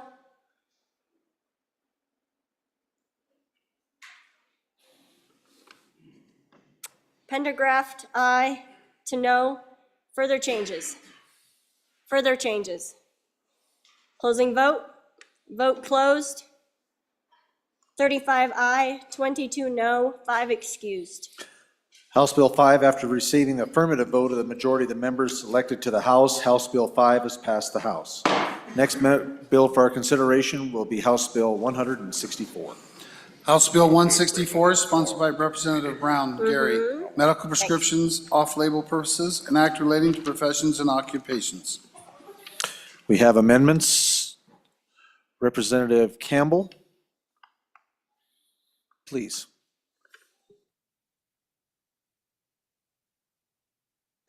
Thank you, Mr. Speaker. I would move third reading First Amendment to House Bill 164. Thank you. Couple of things you'll see with this amendment. First point I'd like to make is the FDA has consistently maintained that it does not regulate the practice of medicine between physicians and patients, so it doesn't oversee the off-label prescribing. So providers are held to a standard of care by the Board of Medicine, that they provide the oversight. There's no reason for this bill. The concerns with this bill as written is that it will erode some of those safeguards that are in place. And that's, I think, counter to what we are trying to do. So you will see with this amendment on page 1, line 2, that after medications, we're going to insert approved by the United States Food and Drug Administration, because they provide the oversight for all of this. Page 1, line 4, delete as specified. And then the big one to call your attention to is going to be on page 4, lines 5 through 11. We will delete entirely. And here's the reasoning behind that. The Romanet 2, talking about intended to transition a minor's biological sex is determined by the sex organ. So this is page 4, line 5. With the passing of Senate File 99 in 2023, this is an unnecessary redundancy. This has already been passed into law in 2023. So it doesn't need to be included here. It truly is just a redundancy. Then line 11, with that Romanet 3, intended to induce abortion. The challenge with this language, particularly why it's troublesome, is it does prohibit use for indications when there is an incomplete abortion or spontaneous abortion, and will put those individuals, those patients at risk because they're retaining some of that fetal loss. So when there is a miscarriage and it is not on their own, they are not able to complete that abortion, then these medications are prescribed in order to complete that process. And so they don't end up housing that in their bodies. And this bill would prohibit that, which is going to cause a lot of damage to a lot of women. So would strongly encourage, I vote. Thank you, Representative Campbell. Representative Baer, for your first time.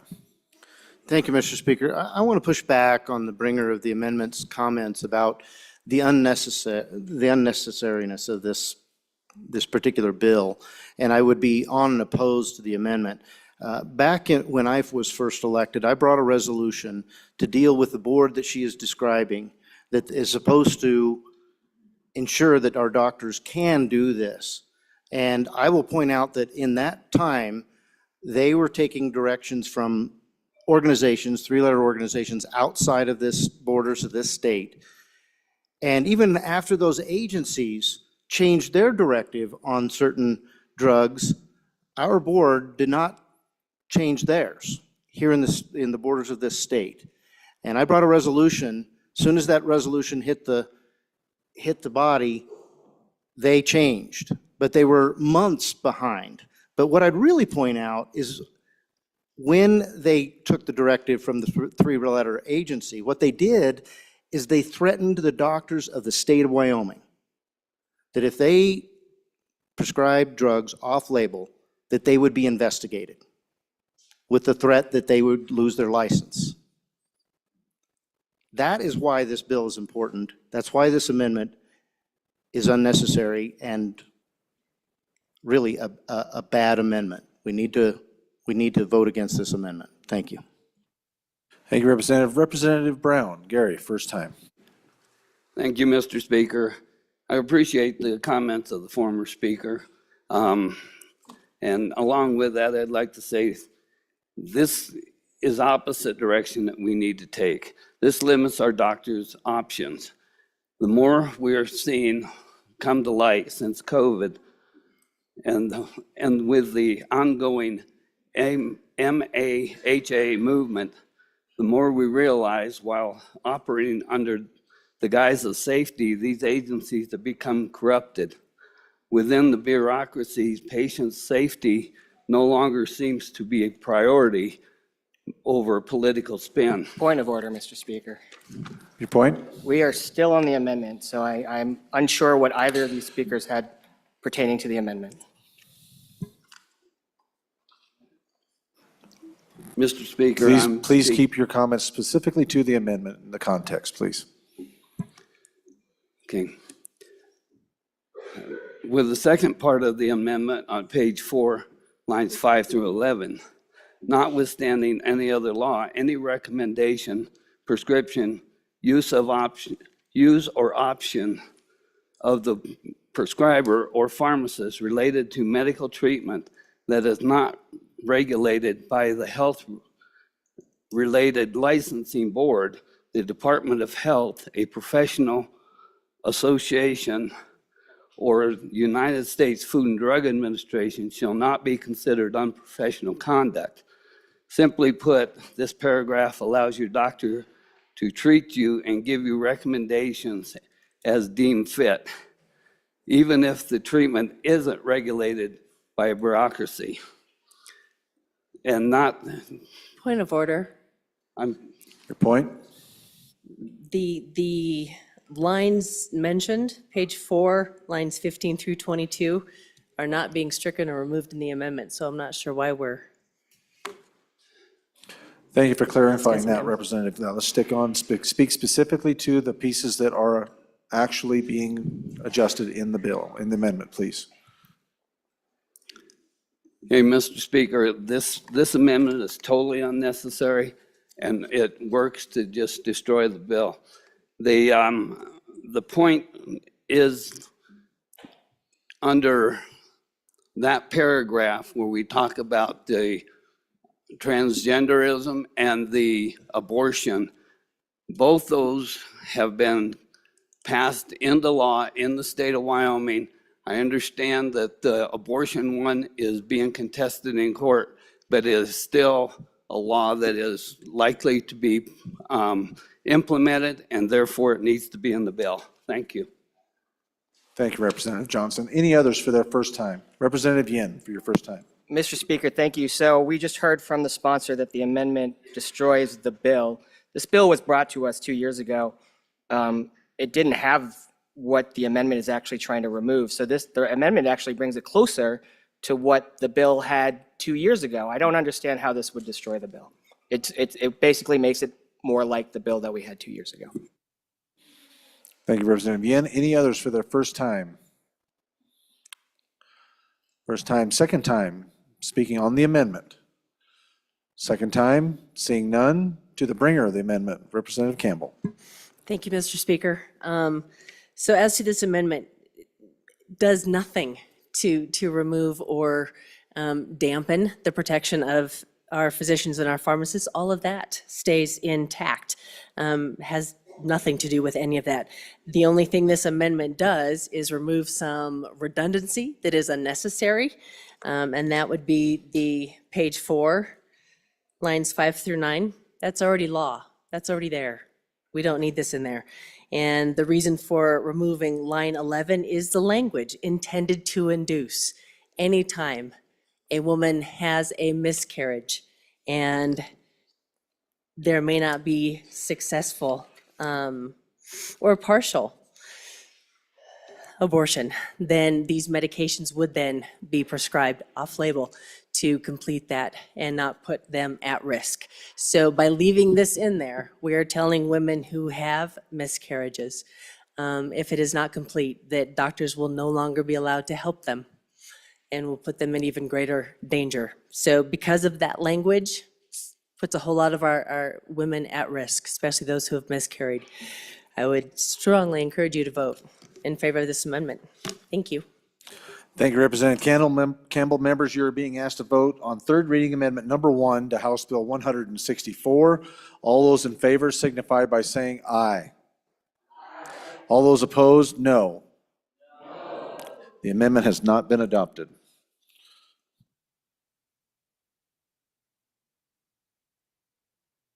Next amendment for our consideration to House Bill 164, Representative Singh, please.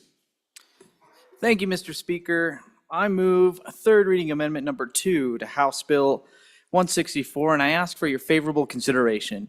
The purpose of House Bill 164 is to push back against federal overreach that has restricted doctors from prescribing certain medications based on political and bureaucratic agendas rather than medicinal necessity. The 10th Amendment is clear. Powers not explicitly given to the federal government belong to the states and to the people.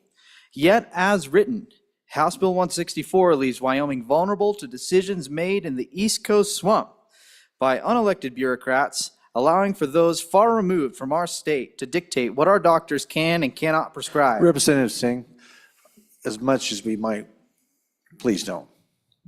On descriptive terms like that for folks, because let's just keep that down, please, can we?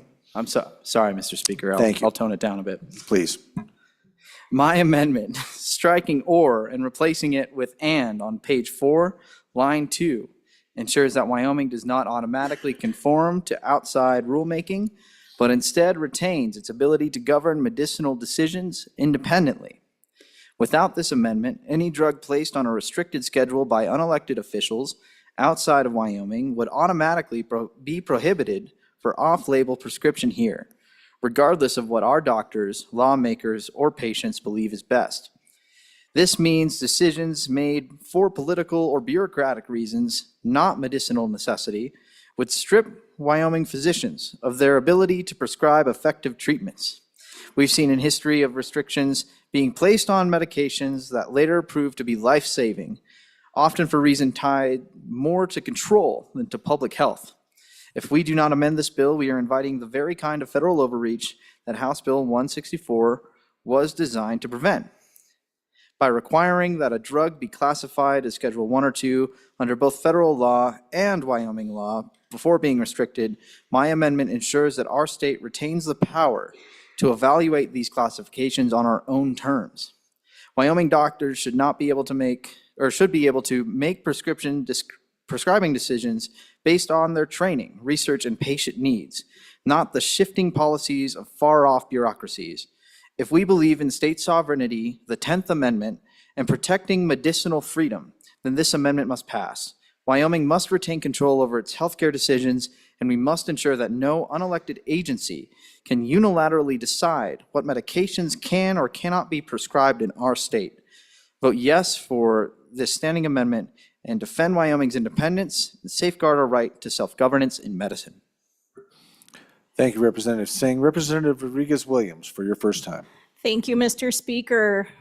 A few questions for the bringer of the amendment, the good representative from County Number 2.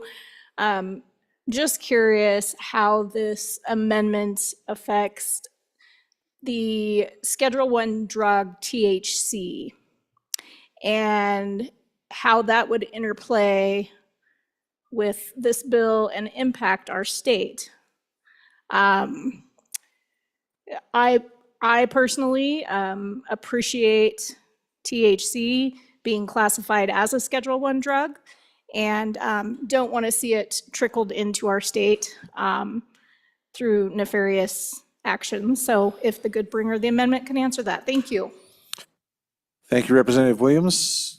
Representative Washut, for your first time. Chairman Washut. Thank you, Mr. Speaker. On similar lines, it looks like cannabis is going to be rescheduled by the federal government, and I wonder if, is this amendment intended to be a backdoor effort on the legalization of medical marijuana without this body's specific approval? Thank you, Representative. Representative Haroldson, for your first time. Thank you, Mr. Speaker, I'll also expand that a little bit more. We've had over the last couple of years a pretty large conversation about Delta 8 as well, and just kind of want to get an idea of what that would also align with this, if that is something that we would see, kind of the good work this body's done undermined by this. Any other representatives for your first time? Representative Johnson, first time, or Brown, excuse me, Brown. First Thank time. you, Mr. Speaker. I understand the intent of the bringer of the amendment, and I understand what he's trying to do is to make this more friendly to the state. At this time, I would oppose this amendment and possibly move this on on the other body. So I would appreciate a no vote. Thank you, Representative Brown. Any others for their first time? First time? Second time? Second time speaking to amendment number 2 to House Bill 164. Seeing no one rushing to the microphones. Representative Singh, if you'd like to bring us home, speaking on the amendment. Thank you, Mr. Speaker. To address the questions and concerns that were brought by previous speakers, cannabis remains on Schedule 1 within the federal system right now. And any discussion on rescheduling that has been totally halted and is no longer in effect right now.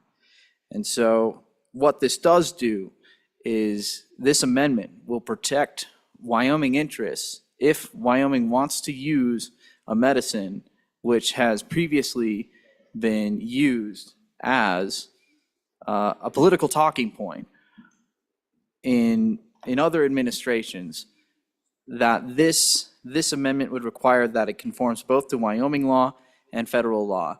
And it keeps the options available for Wyoming doctors if in the event that the federal agencies decide to weaponize medicines that are popular in the state of Wyoming. This is a states' right amendment. I'm moving this amendment specifically to strengthen our 10th Amendment rights. And we have seen in the past that not only have medicines been weaponized by those three-letter agencies on our good East Coast, but they have been demonized by those three-letter agencies. And so this is specifically to prevent the weaponization of the very medicines that we're seeking to protect here in the state of Wyoming. And so I ask for an aye vote. Members, thank you, Representative Singh. Members, you're being asked to vote on third reading amendment number 2 to House Bill 164. All those in favor signify by saying aye. All those opposed, no. The amendment has not been adopted. Next amendment for consideration is third reading amendment number 3 to House Bill 164. Representative Clouston, please.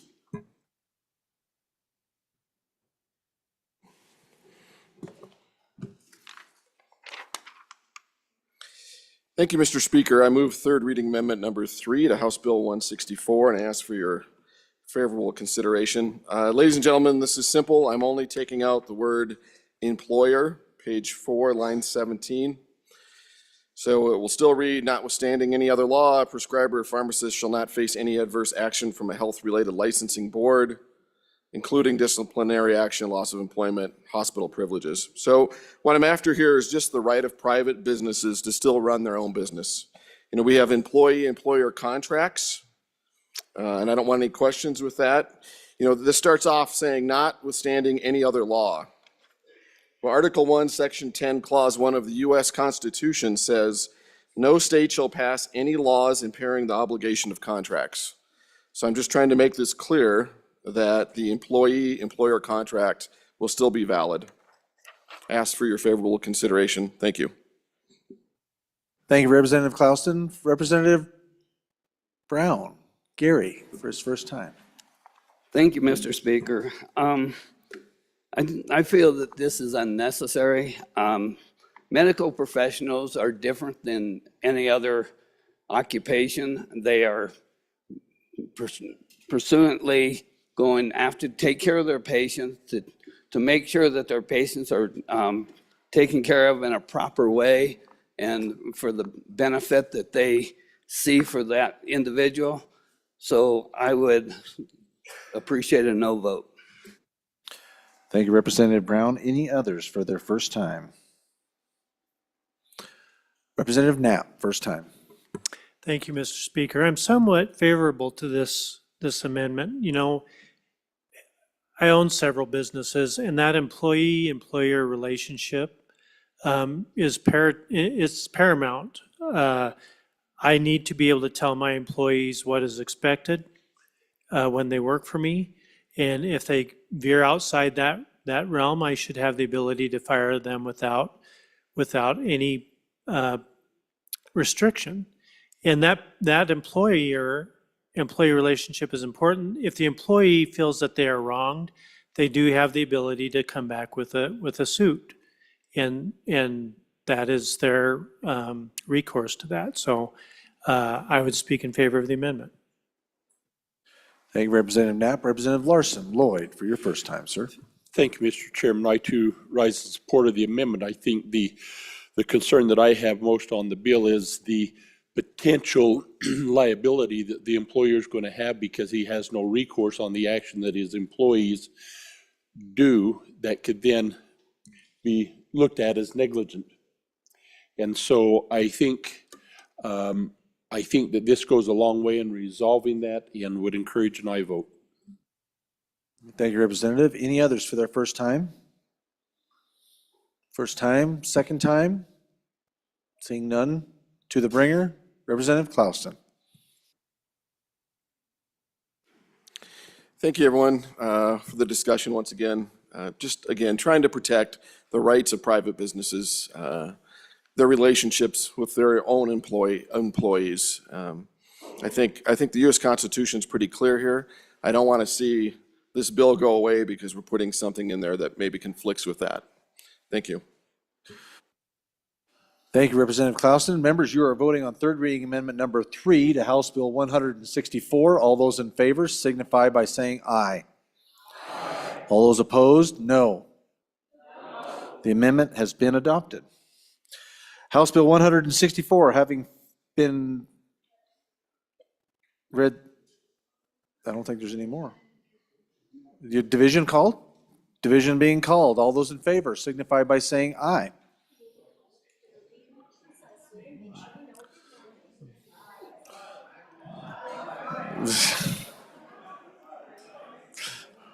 Stand still. No extra. Thank you.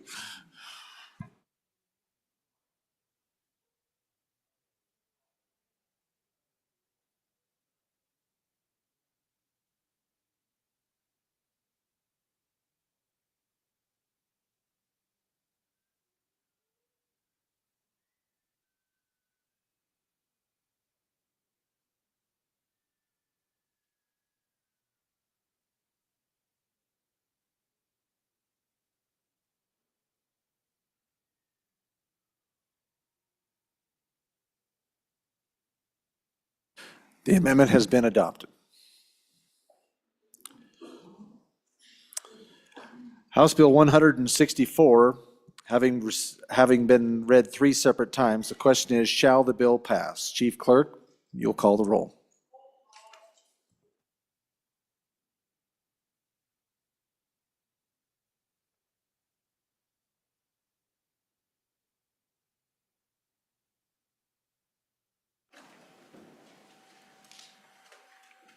Elmand, excused. Andrew? Angelos? Banks? Bear? Brady? Bratton? Brown, Gary? Brown, Gary? Brown, Landon? Byron? Campbell, Elisa?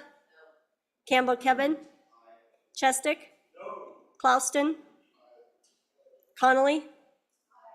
Davis? Eklund? Erickson? Filer, excused. Geringer? Guggenmoss? Haroldson? Harshman? Heiner? Heft? Jarvis? Johnson? Kelly? Knapp? Larson Lloyd? Larson JT? Lawley? Lean. Locke. Lucas. McCann. Nicholas. Ottman. Repeat. Pendergraft. Posey. Provenza. Riggins, excused. Rodriguez Williams. Schmid. Sherwood. Singh. Smith. Storer. Strock. Stivar, excused. Tarver. Thayer, excused. Washut. Wasserberger. Webb. Weber. Worf. Williams. Winter. Wiley. Yin. Speaker Nyman. Are there any changes? Are there any changes? Closing vote. Vote closed. 42 aye, 15 no, 5 excused. House Bill 164, having received affirmative vote of the majority of the members elected to the House, House Bill 164 has passed the House. Next bill, before we go on to our next bill, Representative Harshman. Mr. Speaker, privilege of the floor, please. Please do. Members, if you could stand and stretch, we have a couple guests here today I wanted to introduce you to. The first, as a young man both from Natrona County, but a graduate of Kelly Walsh High School and the WWAMI program, and is now back here practicing in our state. And he's accompanying Miss Della Works, who is just a gem of Natrona County, her kids and her grandkids. She's done so much to build our community, and her kids, grandkids, and great-grandkids are still here building our community, done so much. So welcome to the People's House, Miss Works.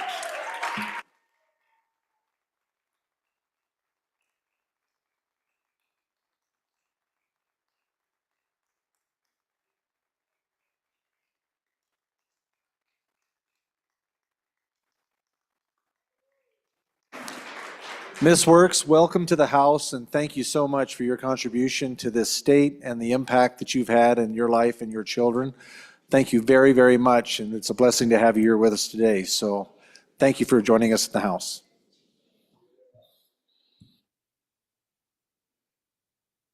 Thank you, Representative Harshman. We appreciate you doing that. Next bill for our consideration will be House Bill 177. House Bill 177, sponsored by Representative Worf, Statutory Standing Committee, Federal Review, an act relating to the legislature. Turn it on, and we have an amendment, Representative Brady.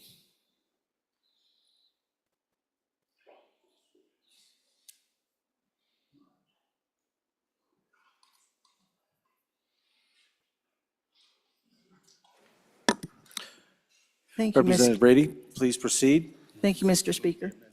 Oh, I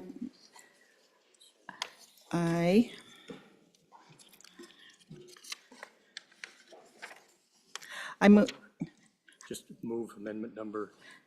I move amendment number 1 to House Bill. Third reading, 177. And I will withdraw it at the appropriate time. Please proceed, Representative Brady. Thank you, Mr. Speaker. So truly forgive me, I'm not necessarily against this bill, but I don't think I completely understand it. I'm for anything that attempts to get the federal government under control. What is the purpose of the bill and what is the goal? Is it to get the federal government under control, or is it just to make a list of what laws the committee that will be formed thinks is unconstitutional? For example, under section 1B, Romanet I, if I understand this correctly, the purpose of the committee is to review any federal actions, including laws, resolutions, rules, regulations, decrees, orders, mandates, executive orders, and any other federal dictate having the force and effect of law, and determine if any infringe on the sovereignty of Wyoming according to U.S. Constitution as ratified. That's a lot of laws, resolutions, rules, regulations, decrees, orders, mandates, executive orders, and any other federal dictate having the force and act of law to see if they infringe on us. There are over 200 bound volumes of federal regulations alone, including all above except regulations. In 2019, the register encompassed 185,984 pages. I see a problem with the scope of the committee to tackle such a task. B, Romanet II, this committee decides which of the massive number of regulations, laws, decrees, et cetera, are not consistent with the enumerated roles, ignoring any decisions made by the Supreme Court. How can the committee ignore the constitutional role of the Supreme Court to interpret the constitutionality of laws? Or is it dismissed, or is the dismissal of the role of the Supreme Court only for the purposes of going through the exercise of determining where the committee might disagree with certain laws or the Supreme Court? Are we ignoring the Supreme Court relevance? B, Romanet III, at the end of this exercise by the committee, what is the expected outcome from legislation, declarations, resolutions, et cetera, coming from Wyoming? What action can be realistically take once we have a list of federal actions, including laws, regulations, rules, resolutions, decrees, orders, mandates, executive orders, any other federal dictate having the force and effect of law, our committee has determined unconstitutional. So basically, how will state legislation, declarations, resolutions, et cetera, have any substantive enduring effect against federal law the committee finds unconstitutional? Has the process been proven successfully in any other state? And I'll wait for a response, and then I have a follow-up. Would that be all right? Thank you, Representative Brady. We can certainly take members for their first time. Representative Pendergraft for your first time.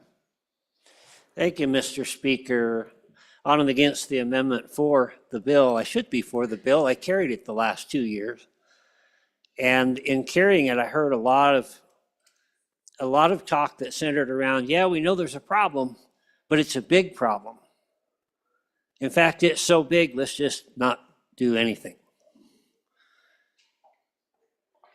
How do you eat an elephant? One bite at a time. Will you ever get the elephant eaten if you don't even start? No. Folks, we need to stand up. We need to resist federal overreach. I've been running on it for years. This is one way to do it. The committee that is formed will have an opportunity to discuss many different options for the most egregious of the things that they find, and it won't take them long to find things. I'm just asking you to stand up for Wyoming sovereignty, to stand up against a federal overreach which has got us backed into a corner to where we don't even have the right to think for ourselves anymore, to where the things that they ask us to do are unconscionable in some ways. Please support this particular bill. Thank you, Representative Pendergraft. Any others for their first time? First time, Representative Wharf for your first time. Thank you, Mr. Speaker. I appreciate the bringer of the bill, but I think it should be withdrawn, and I think we should vote on this. It's obvious to me the purpose of this standing committee is to ensure that our federal government stays, or I should say the guys that are on the far side of this country, that they respect the enumerated powers that are expressly mentioned in the Constitution. So I would urge that the body support this. We definitely have seen what's gone on without having any checks on our bigger brother, I guess you could call him. Thank you, Mr. Speaker. Thank you, Representative Wharf. Representative Washut for your first time. Thank you, Mr. Speaker. I'm on in favor of the amendment, I guess. My big question with this whole bill is what other committees of this body are named in statute? We heard the other day that, well, that occurred at statehood. And that may be that we came up with this idea of 10 standing committees at statehood. But we don't have to change statutes if we want to change our committee structure. And so I'm a little concerned about putting a standing committee into the Green Book, into the statutes. And so if I could get an answer, where else do we have statutes that address the committee composition in this body? Thank you, Representative Washut. Representative Larson Lloyd, for your first time. Thank you, Mr. Chairman. I think this is the fourth year that we've had this bill come before us, and I just would really, fifth year we've had this bill come before us, and I would just really congratulate the freshman legislator who has done a very nice job of once again reiterating why it's so, putting this committee together just doesn't work. To somehow suggest that if the Supreme Court rules on something that you can ignore it to. And she's gone through all of those very well, and I congratulate her on that. I support the amendment and oppose to the bill. Thank you, Representative. Any others? Representative Yin, for your first time. Mr. Speaker, thank you. So members, we had the question of what committees are in statute. None of the standing committees are. So all of the standing committees are in rule. In statute, we have Management Council is set up in statute, and a couple of our select committees. So like our Select Blockchain Committee, or I believe Select Water is also in statute, but none of the standing committees. So that would be a new one. And so the difference between those is our standing committees are the ones that we do when we meet during session. Our select committees are ones that we do outside of session, so during the interim. Thank you, Representative Yin. Any others for their first time? First time? Second time? Representative Wharf, for your second time? Now, just so we understand, I'm trying to hold off on going to the amendment bringer so that you have the last, basically the last word. Now, if you'd like to speak, I will certainly call on you, but my suggestion would be to allow others to speak and then you close.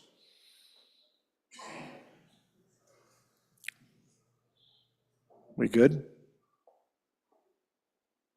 Representative Wharf, please proceed. Thank you, Mr. Speaker. I will answer a couple questions. First of all, I think that this body needs to exercise its constitutional authorities.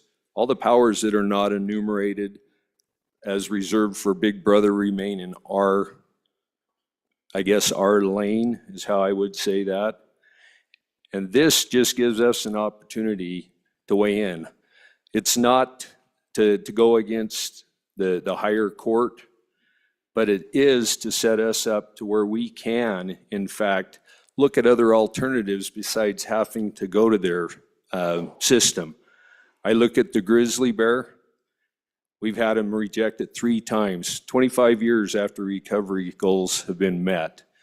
I'm tired of having the courts do things and having the state not have the ability to have some type of a counteraction.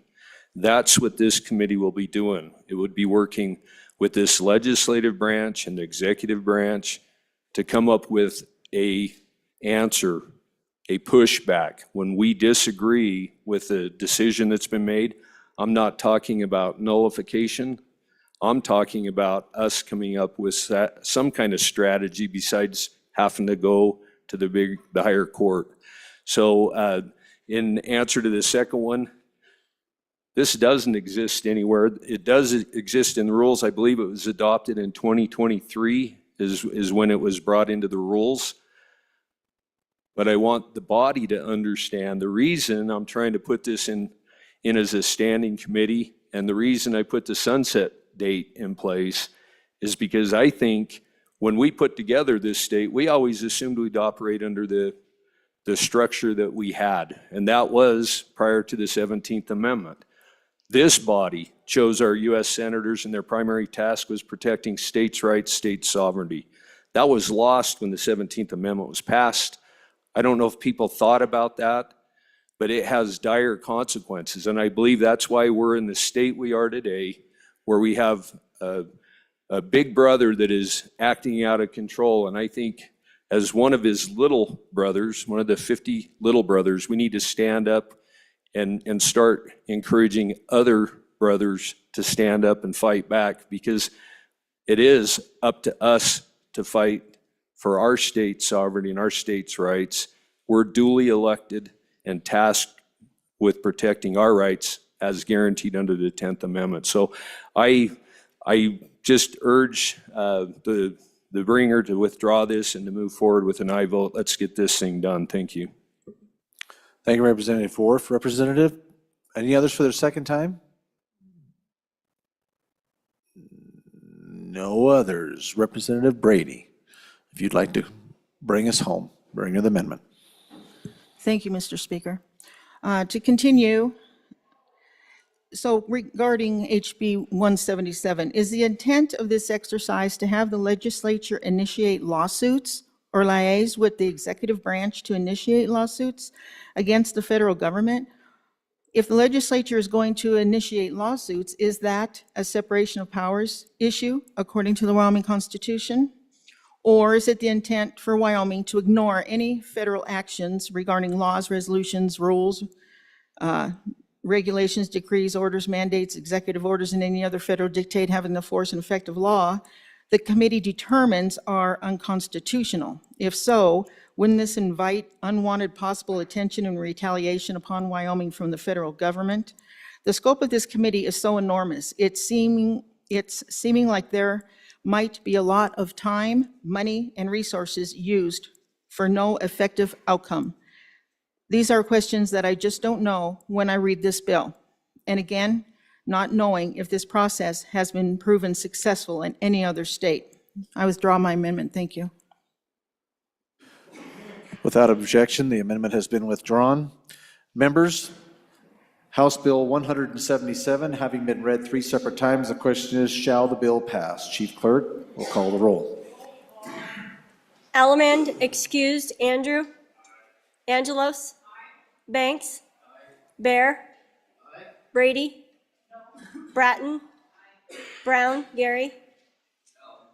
Brown, Landon. Byron. Campbell, Elisa. Campbell, Kevin. Chestick. Clouston. Connolly. Connolly. Davis. Eklund. Erickson. Filer, excused. Geringer. Guggenmoss. Guggenmoss. Haroldson. Harshman. Heiner. Heft. Jarvis. Johnson. Kelly. Knapp. Larson Lloyd. Larson JT. Lawley. Lean. Locke.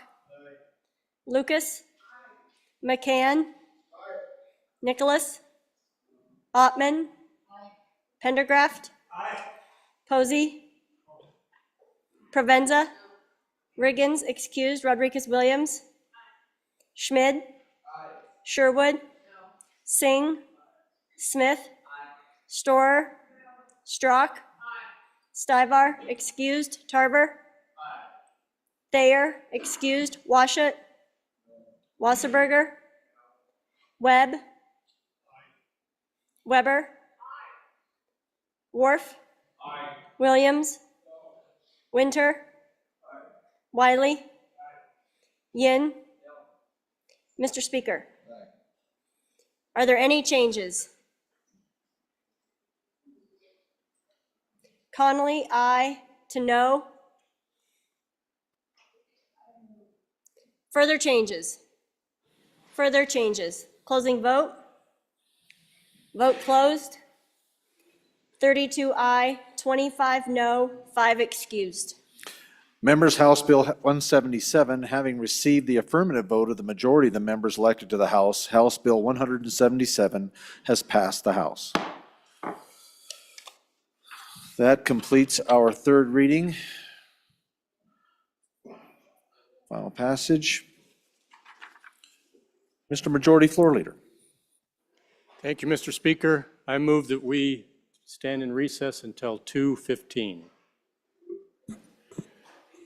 You have heard the motion. All those in favor signify by saying aye. All those opposed? Motion carries. Committee announcements. Representative Bear. Thank you, Mr. Speaker. Your committee number 2 will meet at the noon recess in 15 minutes, right at the bottom of the hour, to discuss central bank digital currencies prohibitions, House Bill 264. Also, House Bill 165, ranked choice voting prohibition. House Bill 229, High Plains Research Station and Arboretum Historic Site. House Bill 292, budget reserves recommended appropriation amount, and re-referrals as assigned. Thank you, Chairman Bear. Any other committee announcements? Seeing none, the House will stand in recess until 2:15.